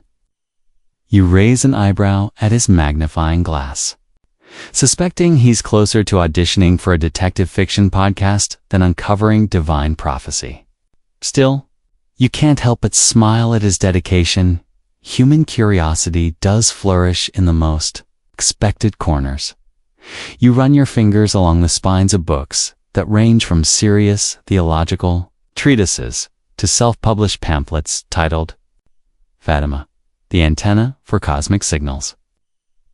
One volume claims that Vatican archivists manipulated the timeline of Lucia's writings to align with global political events, an idea as scandalous as suggesting the spinning sun was powered by hidden solar panels. Historians still argue whether such editorial adjustments were deliberate or simply the product of translation errors between Portuguese, Latin, and modern French. The library's central desk is crowned by a mahogany globe, its surface chipped and patched with colored pins marking key dates: 1917's apparitions, 1942's partial consecration, 1984's explicit mention of Russia, and 2000's unveiling of the third secret. You trace your finger from one pin to the next, feeling the pull of chronology like a celestial dot-to-dot puzzle.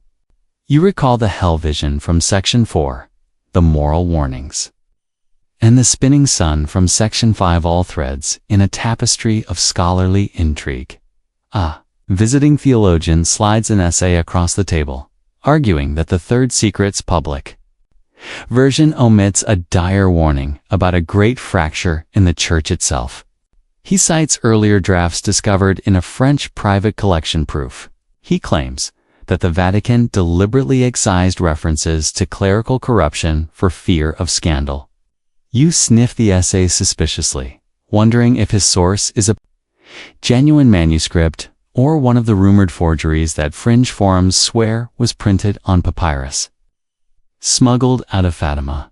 As sunlight shifts, the stained glass windows stain the spines of your books with red, blue, and gold stripes each, hue invoking the mystery of that spinning sun and the bloodied cassock of the bishop in white.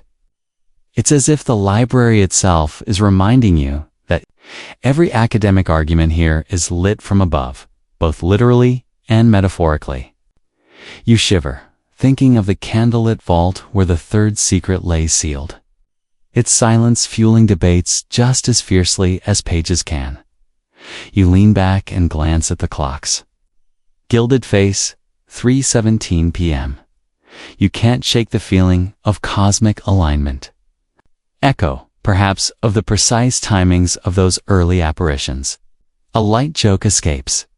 Bet this clock runs on rosaries. The students around you crack half smiles, but remain steadfastly studious, scribbling notes about textual variants and hermeneutic models. Suddenly, a debate ignites across the room. One faction argues that Lucia's later memoirs contradict her earlier diary entries, like a novelist rewriting chapters in a retrospective edition. Historians still argue whether these discrepancies arise from her evolving spiritual insights or simple lapses of childhood memory. You watch them pace, point, and wave colorful highlighters, as if the fate of Catholic dogma hinges on a missing comma in a 1917 sentence. You stand to stretch, noticing a glass display case showcasing facsimiles of Lucia's notebooks. Each page is covered in fine, looping script, her Portuguese flowing like a gentle river. You press your palm against the cool glass, recalling the texture of that original goat milk leather binding described in Section 6.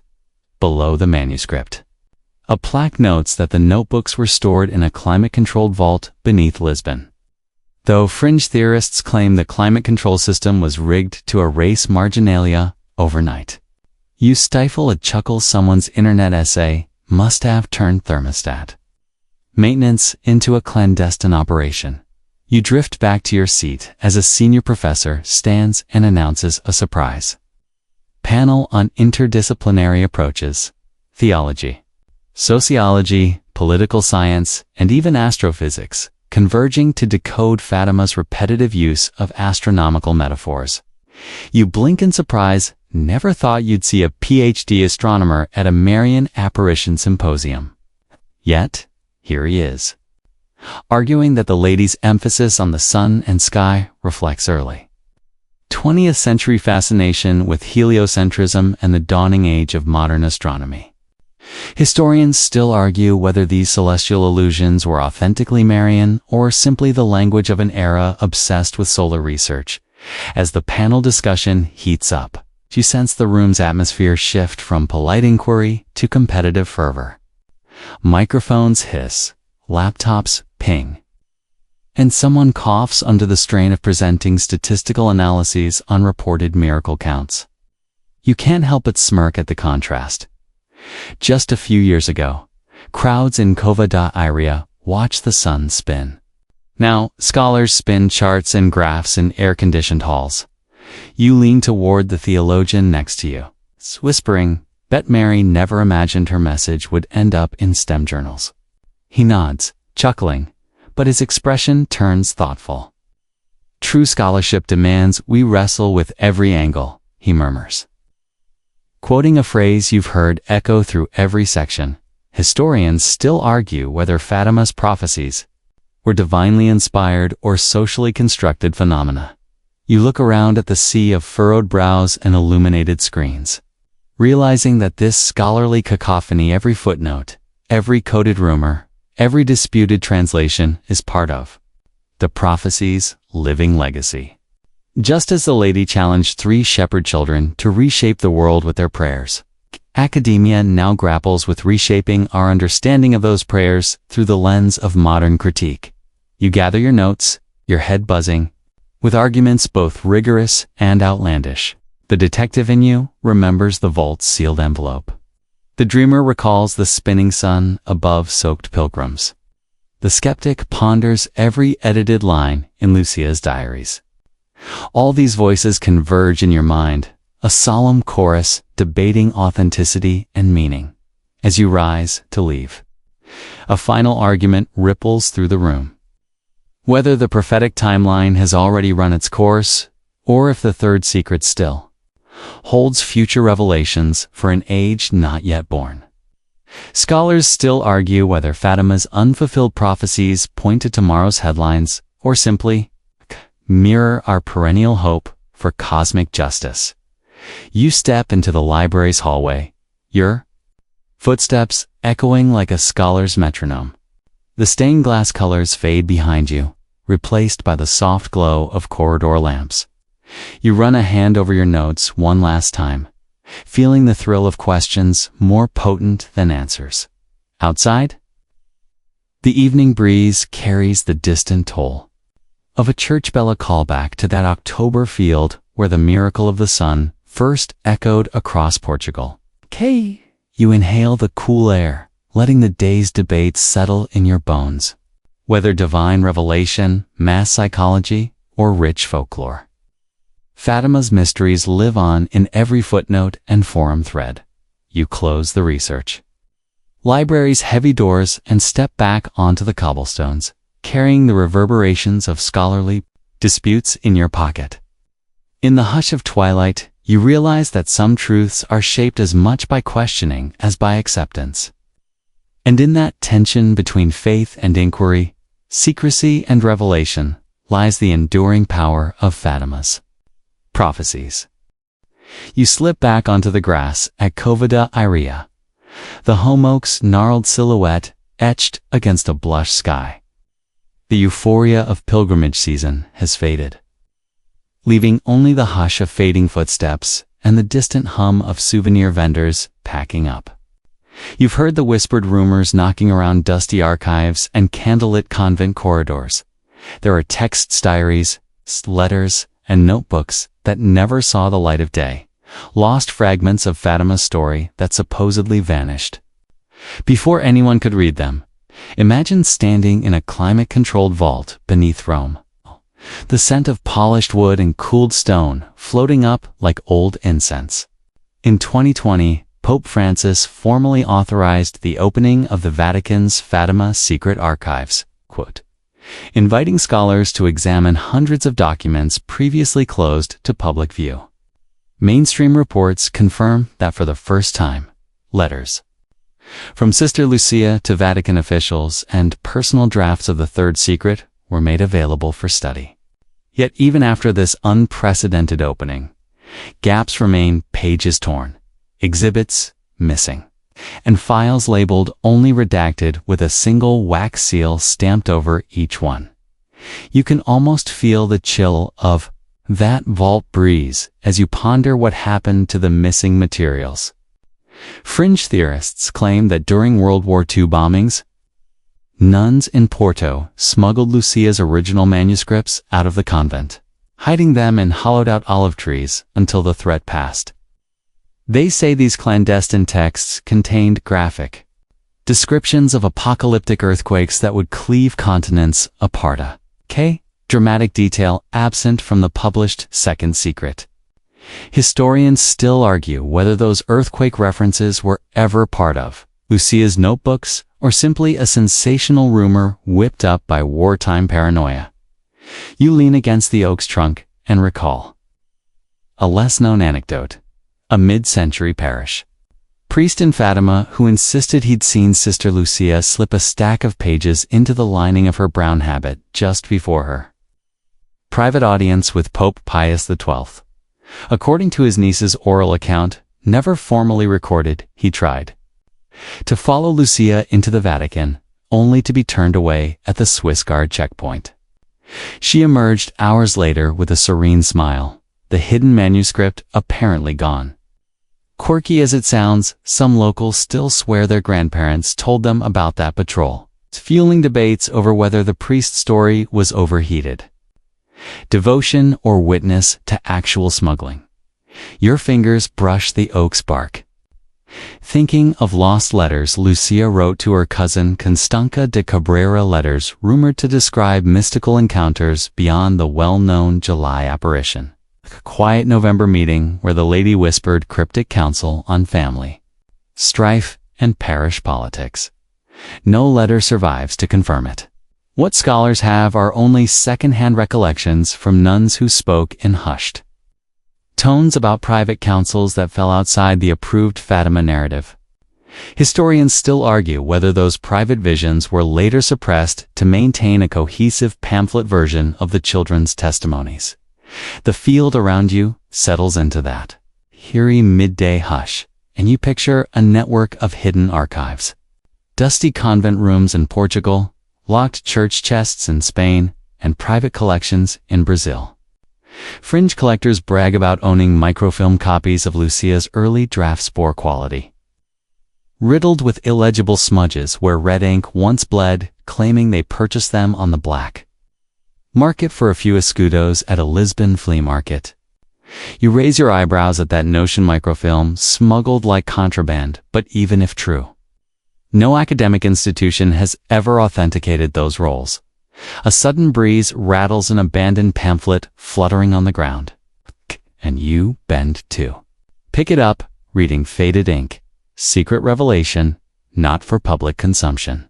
No author's name appears, but it's been reproduced so many times in fringe chapels that some believers treat it as scripture. Mainstream archivists dismiss it as a modern forgery, yet conspiracy theory podcasts still debate whether it was meant as satire or a genuine leak.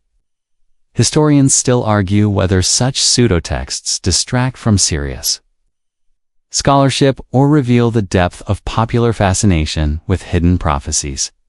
You kick aside a dried twig and imagine the smell of old paper, mingled with goat's milk leather binding, the tactile sensation Lucia must have felt as she turned each page. Somewhere, a convent sister holds a worn, quill-bound notebook that no historian has catalogued. The knowledge of such missing artifacts pricks at your mind.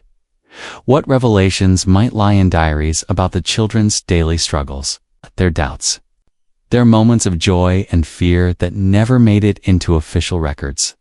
As you gaze toward the distant white spires of the sanctuary, you picture academics in air-conditioned offices, poring over microfiche, grumbling at photocopies that end mid-sentence. Do you recall the time you watched a documentary claiming that a set of Lucia's letters to her bishop were destroyed in a convent fire in 1944, only for later visits to that same convent to yield no evidence of any fire? It's a perfect example of how rumor and reality entwine, leaving gaps that fuel endless speculation. You shiver slightly. Whether from the memory of that phantom fire or the unfolding wind across the field, and you let out a soft laugh. At least I don't need to worry about a haunted microfilm projector. Yet the joke feels hollow as you consider the possibility that entire pages of prophecy, detailed sketches of hellish visions, or personal confessions have been lost forever. Some scholars maintain that definitive proof will surface only when private collectors step forward, or when the Vatican decides it's safe to release the remaining files. Historians still argue whether the archives, even when fully opened, can ever reconstruct a complete record of what was spoken and written in those formative years. You rise and brush the dust from your jeans. It's feeling as though you've retraced the steps of long-gone archivists, smuggling boxes, and conspiratorial parish priests. The sun has dipped lower behind the Serra da Ira, casting long shadows that stretch across the chapel yard. You tuck your hands into your pockets and think of all the lost fragments, unfiled letters, smoke-scarred pages, private scribbles never meant for public eyes. You tip your head back, scanning the darkening sky. Somewhere between the stars and the earth lies the truth of those missing texts, caught in the tension between institutional caution and human curiosity. Whether hidden by divine decree, wartime chaos, or intentional suppression, They haunt the margins of Fatima's narrative. And you realize that for every secret revealed, new fragments slip into the shadows, inviting you to keep searching, keep questioning, and keep wondering what else might still be hidden beneath the bark of that ancient oak. You wander down the broad, stone-paved avenue that leads to the sanctuary of Our Lady of Fatima, your footsteps echoing between rows of towering cypresses. Pilgrims trill past you in a slow, rhythmic flowsome barefoot, others sporting high-tech hiking boots with built-in GPS trackers headed toward the vast esplanade where two modern basilicas face one another like solemn bookends.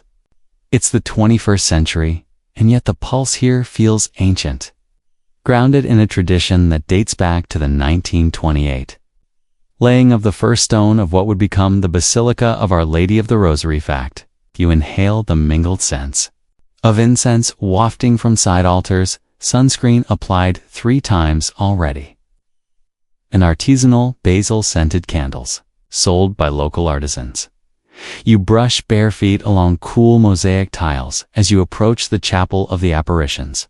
Its simple white facade still encloses the gnarled home oak stump where 3 shepherd children encountered a glowing lady a century ago. Today, worshippers leave behind hand-painted tiles, knitted rosaries, and even origami cranes tied to the iron grilla, quirky devotion that fringe observers claim channels messages from the other side. Much like a religious pigeon post, historians still argue whether such contemporary tokens represent authentic spiritual expression or mere souvenir-driven spectacle. You step inside the line of worshippers, pressing a single finger against the cold metal of the oak's protective enclosure, feeling the thrum of centuries beneath your touch. A soft hush falls as a priest sprinkles holy water on a gathering circle of devotees. Some crack open their phones to join a live stream, pooling donations through mobile apps designed specifically for Marian shrines, an innovation that would have blown Lucia's mind. Given that telegrams were cutting-edge news in 1917, you almost joke to yourself that Mary's now got her own Patreon page. $3 tier includes monthly rosary recitations. $10 tier unlocks prophetic dream coaching. Stepping back outside, you follow the winding Via Sacra path that charts 14 stations of the cross, each marked by modern bronze sculptures depicting the Passion. The pilgrims pause at every station, dropping to their knees and reciting meditations into handheld recorders so they can play them back later, in idiosyncratic practice some call rosary-focused podcasting. Fringe enthusiasts assert that the ambient hum recorded at Station 7 holds a hidden message in Morse code, though no academic has yet confirmed those claims. Historians still argue whether the Via Sacra's layout here mirrors medieval European prototypes or if it's a grafted tourist attraction aimed at boosting visitor numbers.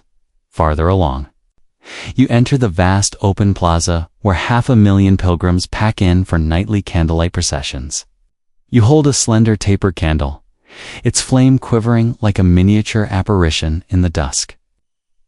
The air fills with the scent of melting wax and whispered prayers, and you find yourself swaying to the rhythm of the rosary chanted in dozens of languages. An almost imperceptible murmur of electronic pulses drifts through the crowd overhead. Drones mapping the procession's choreography, broadcasting thermal images back to command centers for crowd safety. You can't help but grin at the image. Our Lady's Vigil, overseen by surveillance hardware. Divine Big Brother, you whisper, half amused. You notice pilgrims swapping stories about personal favors received, healed limbs, mended marriages, financial windfalls attributed. 2 prayers offered here. Mainstream records show that the annual May pilgrimage now draws some 4 million visitors, making Fatima one of the most frequented Marian shrines in the world. Fact, some bring hand-stitched petition ribbons, each adorned with embroidered names and brief intentions. Others toss slip paper notes into a donation box smartphone app that sorts prayers by urgency. You wonder if that pew where Jacinta once knelt now bears more scuff marks from tourists than from sincere penitents. You approach the visitor center, an airy glass pavilion where pilgrims can watch a short film reenacting the apparitions. The film's CGI Mary shimmers in HDR clarity, complete with a synthesized soundtrack that would rival any Netflix drama.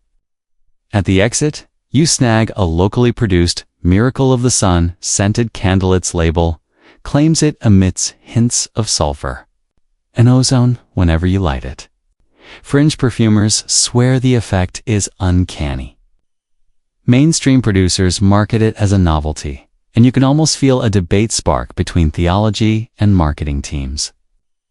Historians still argue whether commodifying holy relics undermines devotion or simply keeps ancient traditions alive in a modern retail economy.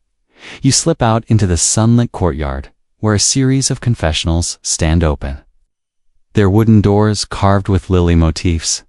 Penitents file in 2 by 2, confessing sins into rubberized mics that feed into a digital anonymizer, replaying absolution through speakers to maintain priestly secrecy. It feels like a spiritual call. Centerphones off, sinners on. You quip. To the pilgrim next to you, do they offer a QR code for plenary indulgences? And he grins, shaking his head at the idea of extracting spiritual graces via smartphone, beyond the confessionals. A local Festas Janinas band plays accordion while pilgrims dance in folkloric costumes, blue shawls and white veils fluttering, in a pastoral pageantry. You tap your foot, recalling fringe reports that some dancers trace Marian symbols in choreographed steps to summon protective energies. No one quite knows if it works, but the celebratory atmosphere feels electric, merging popular culture with solemn devotion. Historians still argue whether such folk expressions are organic continuations of rural, Cape Portuguese traditions or newly crafted tourist spectacles. You wander over to the Pilgrim's Road. Exhibit a curbside display of old wooden carts once used by barefoot pilgrims who trudged from distant corners of Portugal. A sign explains that many walked for days, subsisting on bread and water, pricking their feet on gravel-covered paths. You trace the worn grooves of an antique cart's wheel, imagining the ache in Francisco's ankles had he tried this route. A small placard mentions that some pilgrims still replicate the journey, camping under the stars as they chant rosaries in sync with distant church bells. It's humble, raw devotion far from the smooth marble floors and souvenir stalls. You pause at a makeshift outdoor chapel where a volunteer offers free herbal-infused sacristy, tea, mint, and chamomile, steeped in blessed water. You sip slowly, savoring its soothing warmth, and marvel that tea, once considered pagan, has become a staple sacramental beverage. Fringe wellness gurus market it online as Mary's remedy, though they can't quite explain why it's missing from official liturgies. Historians still argue whether incorporating local herbal traditions enriches or dilutes the core of Marian devotion. Night deepens and you return to the plaza, lit now by thousands of electric bulbs strung between lampposts. A choir rises, singing in Latin and Portuguese, their voices echoing under the dome of a star-speckled sky. You lean back, candle flickering in your hand, heart synchronized with the crowd's collective inhale and exhale. Somewhere around you, a visitor snaps a drone photo. Another starts a watch party hashtag on social media. And you realize that devotion here has taken on digital layers unimaginable in 1917 as the procession winds to its close. You step forward to touch the steel rail where pilgrims press their prayer cards. You place your own intention, a fleeting request for clarity, in these modern enigmas and feel the warmth of those who've stood here before you. You turn your gaze upward toward the Basilica Facade, bathed in floodlights that accentuate its ornate rose window. The ancient and the contemporary merge in that illuminated face, reminding you that devotion is both timeless and adaptive. You laugh softly at the idea of a pilgrim merit badge, System complete, the Via Sacra. Share your live stream, light 3. Candles and earn a digital patch of Mary's silhouette. It's silly yet plausible in our gamified age. Yet, beneath the modern trappings, few sense the same undercurrent that drew a handful of shepherd children. The longing for the divine. The hope that small acts of faith might sway the course of history.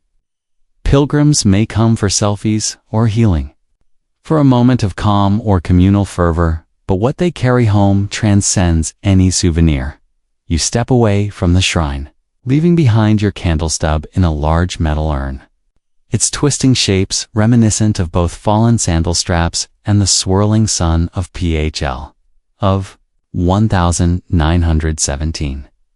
The crowd thins, and you savor the hush between footsteps, recalling that every decade adds new layers of ritual, yet the core remains unchanged.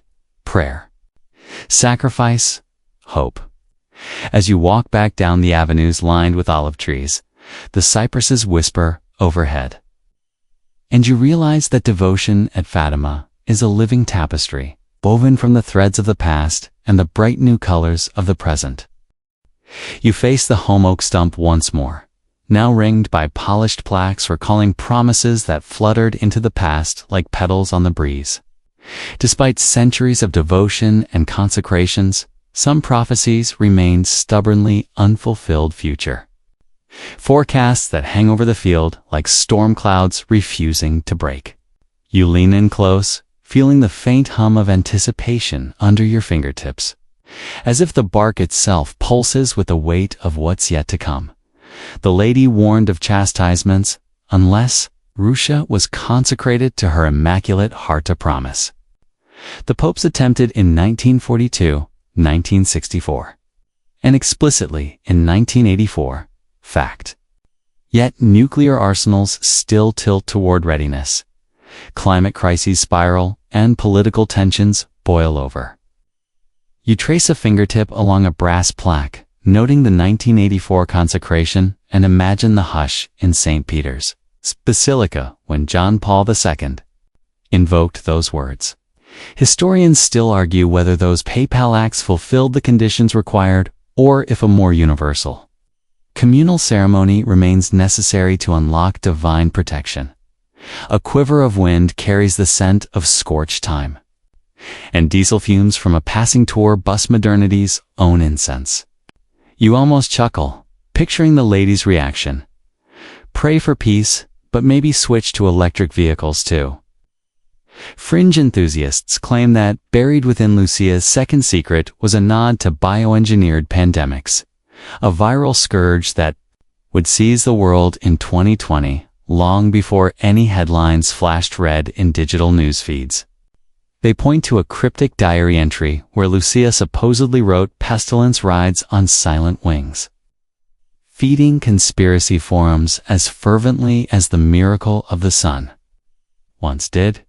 You inhale the earthy aroma of the oak and recall a quieter prophecy from Lucia's later memoirs, a future threat to religious freedom in ostensibly secular societies. It predicted subtle persecutions, laws curbing public worship, bans on religious symbols, and social ostracism of believers. You glance around at the silent pilgrims, snapping photos of the shrine, and wonder how many feel that pressure today. Mainstream studies show an uptick in global restrictions on faith expression over the last decade, even in democracies prized for tolerance. Historians still argue whether these trends are evidence of the lady's errors of Russia, spreading beyond borders, or simply part of secularization long forecast by sociologists. Your foot nudges a fallen rosary bead, one of thousands scattered among the grass. You pick it up, smooth and cool, and let it roll through your fingers as you ponder the unfulfilled third secret, still not fully disclosed by official decree. In 2000, the Vatican released a text describing a bishop in white, martyred among corpses. Yet believers expected more. Mentions of ecological collapse, AI rebellions, or cosmic upheavals. Fringe theorists quip that any reference to powers of darkness must point to clandestine deep state networks or even extraterrestrial predators waiting in low Earth orbit. You stifle a grin, imagining Roswell meets Ragnarok under Lucia's watchful gaze. A cicada drones nearby, its insistent rhythm echoing the heartbeat of centuries. You lean back against the oak, recalling Section 4's Hell Vision and Section 7's War Warnings, both vivid yet past. What remains locked in the future? Some interpreters see alignment with climate tipping points, pointing to rising sea levels as the roaring waters the lady foresaw. They cite coral reefs bleached to ghostly white as Earth's own Cova di Iria, pleading for penance in the language of extinction. Historians still argue whether such environmental readings are legitimate scriptural exegesis or modern climate activism retrofitted into prophetic frames. You shift your weight and spot a small gathering at the oak's base. A family whispers an ecological prayer, asking Mary to intercede for drought-stricken fields in Vietnam's Central Highlands. You re-NPH the province, and you feel a surge of connection. This prophecy transcends geography, speaking to everyone from Portuguese shepherds to Asian farmers. Fringe believers cherish anecdotes of rice paddies in Vietnam saved by unexpected rains after midnight prayers at Fatima, casting them as living proof of the lady's hidden climate covenant. Mainstream agronomists chalk those showers up to monsoonal shifts, but pilgrims remain unmoved. Historians still argue whether attributing local weather patterns to Marian intercession fosters faith or obscures scientific understanding. A light joke bubbles up. Maybe Mary's next app should be a climate tracker, but you swallow it. Knowing these forecasts carry uncomfortable truths, you watch a pair of teenagers film a TikTok dance in front of the O complete with halos made of fairy lights, wondering if they grasped the gravity beneath their choreographed steps. In 1917, there were no social media challenges, just whispered instructions to pray. Now, prophecy competes with viral memes for attention spans. Your gaze drifts to a polished stone bench inscribed with a plea. Project Fatima. 2000. Voices of the Future. You recall that experimental program where youth groups worldwide undertook rosary recitations for global harmony, supported by real-time data streaming on a dedicated website. Its graphs lit up with prayer counts aiming to visualize spiritual solidarity. The endeavor faltered as clicks and prayers proved tricky to equate. Scholars still argue whether quantifying devotion in digital metrics undermines spiritual authenticity or opens new avenues for communal spirituality. You trace the run-like calligraphy of another plaque urging pilgrims to consecrate themselves, personally offering daily sacrifices for peace. It mentions that personal conversion is the truest path to collective salvation. You can almost hear Lucia's voice whispering, "Change yourself, and the world will follow." It's the ongoing forecast, individual hearts as the microclimate of global harmony. Fringe self-help gurus market Fatima-inspired retreats, promising inner peace and global impact, blending ancient prophecy with mindfulness cliches. You smirk at the thought of silent retreats taking place next to neon-lit hotel casinos. The sun dips toward the western ridge, washing the field in molten gold. You stand, feeling the oak's presence deepen as daylight fades. You can hear a distant church bell, an echo of Section 5's Miracle of the Sun. Yet today's miracle might be a subtle shift in human consciousness rather than spectacle.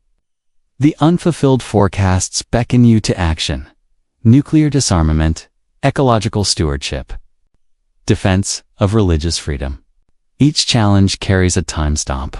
Before the chastisement, the consecration, the collective conversion. You lean forward, touching the oak's bark with renewed resolve. You whisper a simple prayer on audible promise that your small, daily acts will edge the world closer to fulfillment of Fatima's prophecies. You imagine future pilgrims echoing your vow, stitching their own threads into the tapestry of hope. Scholars will continue to debate the precise meaning and timing of these forecasts, but you feel in your bones that prophecy is not merely prediction, an invitation to co-create history. A single star emerges overhead, a tease bright against the twilight's velvet. You wrap your arms around yourself, tasting a gentle peace that murmurs beneath urgency. The future remains unwritten, its pages held firm by divine pause. Yet the oak stands witness to every prayer, every debate, every fringe, fascination and scholarly inquiry. You take a deep breath, the scent of time and diesel mingling like past and present cues, and step away with a heart buoyed by possibility as you walk back down the gravel path. The field behind you darkens, leaving only the faint silhouette of the oak against the horizon. In the hush, you carry the echo of unfulfilled prophecies as both warning and promise, a beacon calling you. And every pilgrim yet to come, to shape the future before it's too late. You step onto the sun-warmed stones of the esplanade one last time, your shadow stretching long and thin toward the chapel of the apparitions.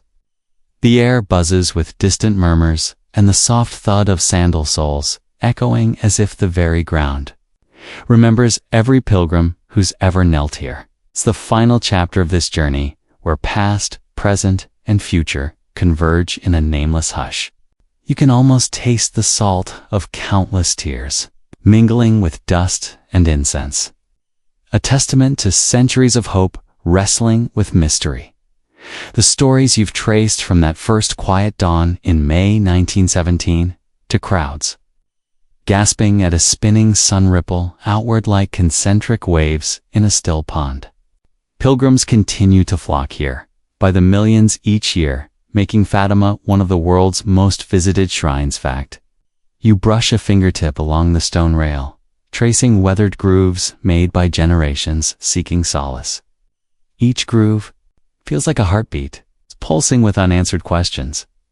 Mainstream devotion has enshrined Fatima's key messages: daily rosary, sacrifice for sinners, consecration of Russia, and world peace. Yet shadows linger where the light won't fully reach. You recall a rumor of a hidden stenciled map in Lucia's convent room. Some whisper a diagram of ley lines converging on the oak, an alignment of earth energies bestowing supernatural potency.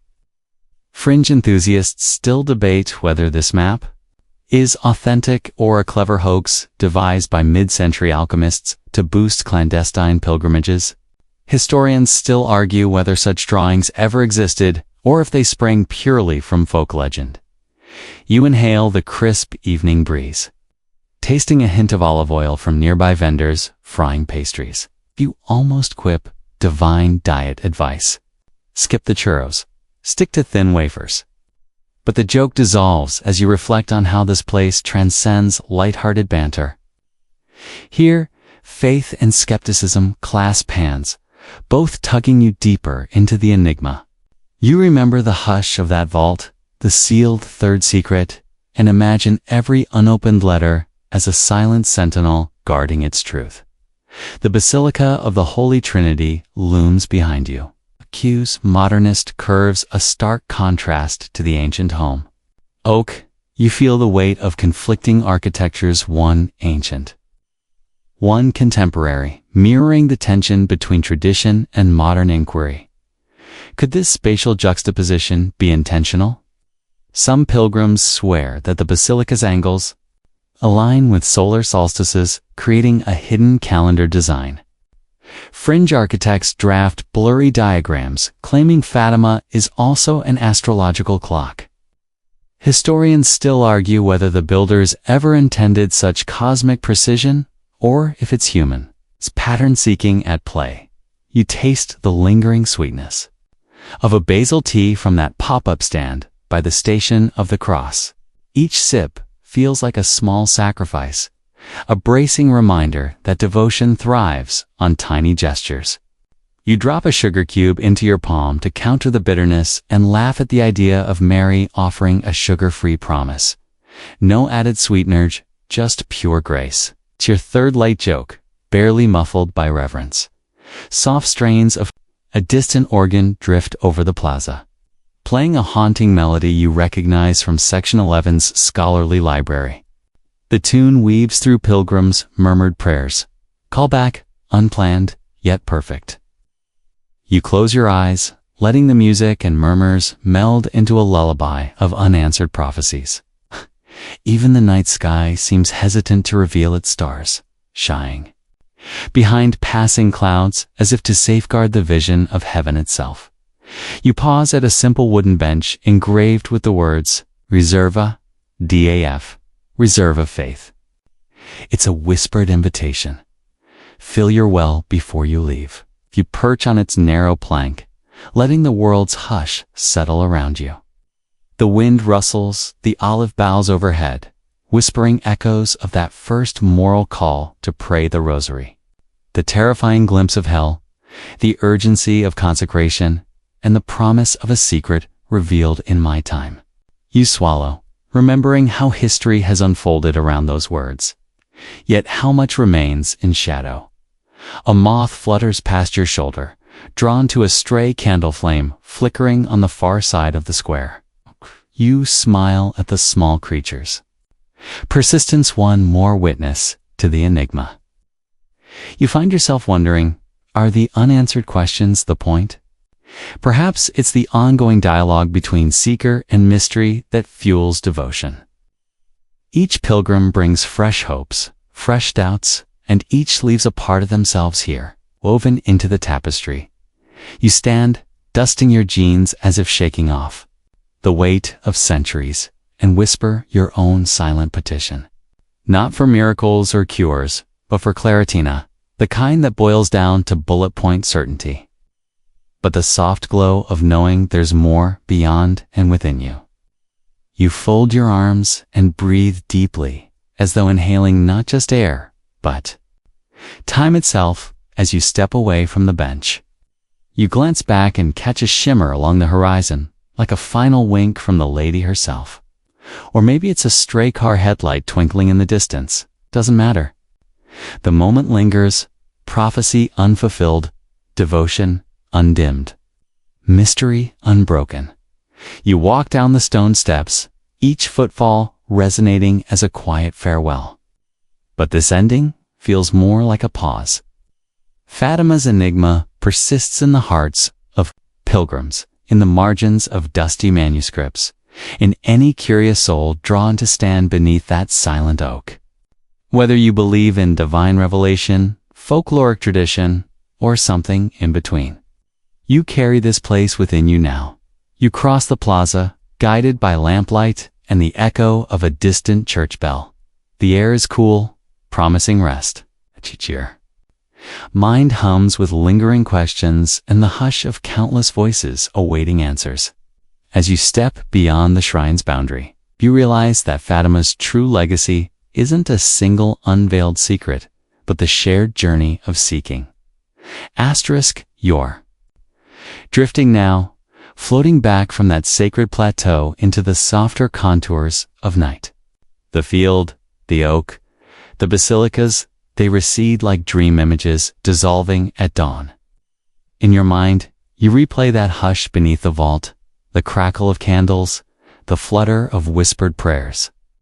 Each memory settles around you like a feather pillow, cushioning the weight of unanswered questions.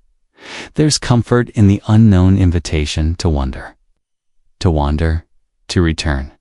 You feel a gentle hush in your chest, a space where mystery resides without demanding resolution. Picture the oak spark brushing your palm one last time, the dogged swirl of dust motes dancing in a candle beam. And that soft voice, I will reveal when souls are ready. Let your breath deepen, matching the rhythm of that timeless promise. Inhale curiosity, exhale the urge to have it all figured out. The world's flares of conflict, the hush of hidden texts, the shape of unfulfilled prophecies all fold into.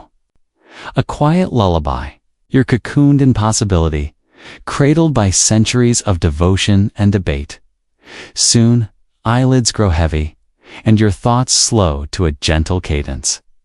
You carry Fatima's enigma tucked close, a talisman against certainty's hard edges. Drift into rest, knowing some questions live on whisperings and wood grain. Nourishing the heart's capacity for awe, may your dreams weave soft threads of peace around your spirit. The oak stands silent beneath stars you may glimpse in sleep.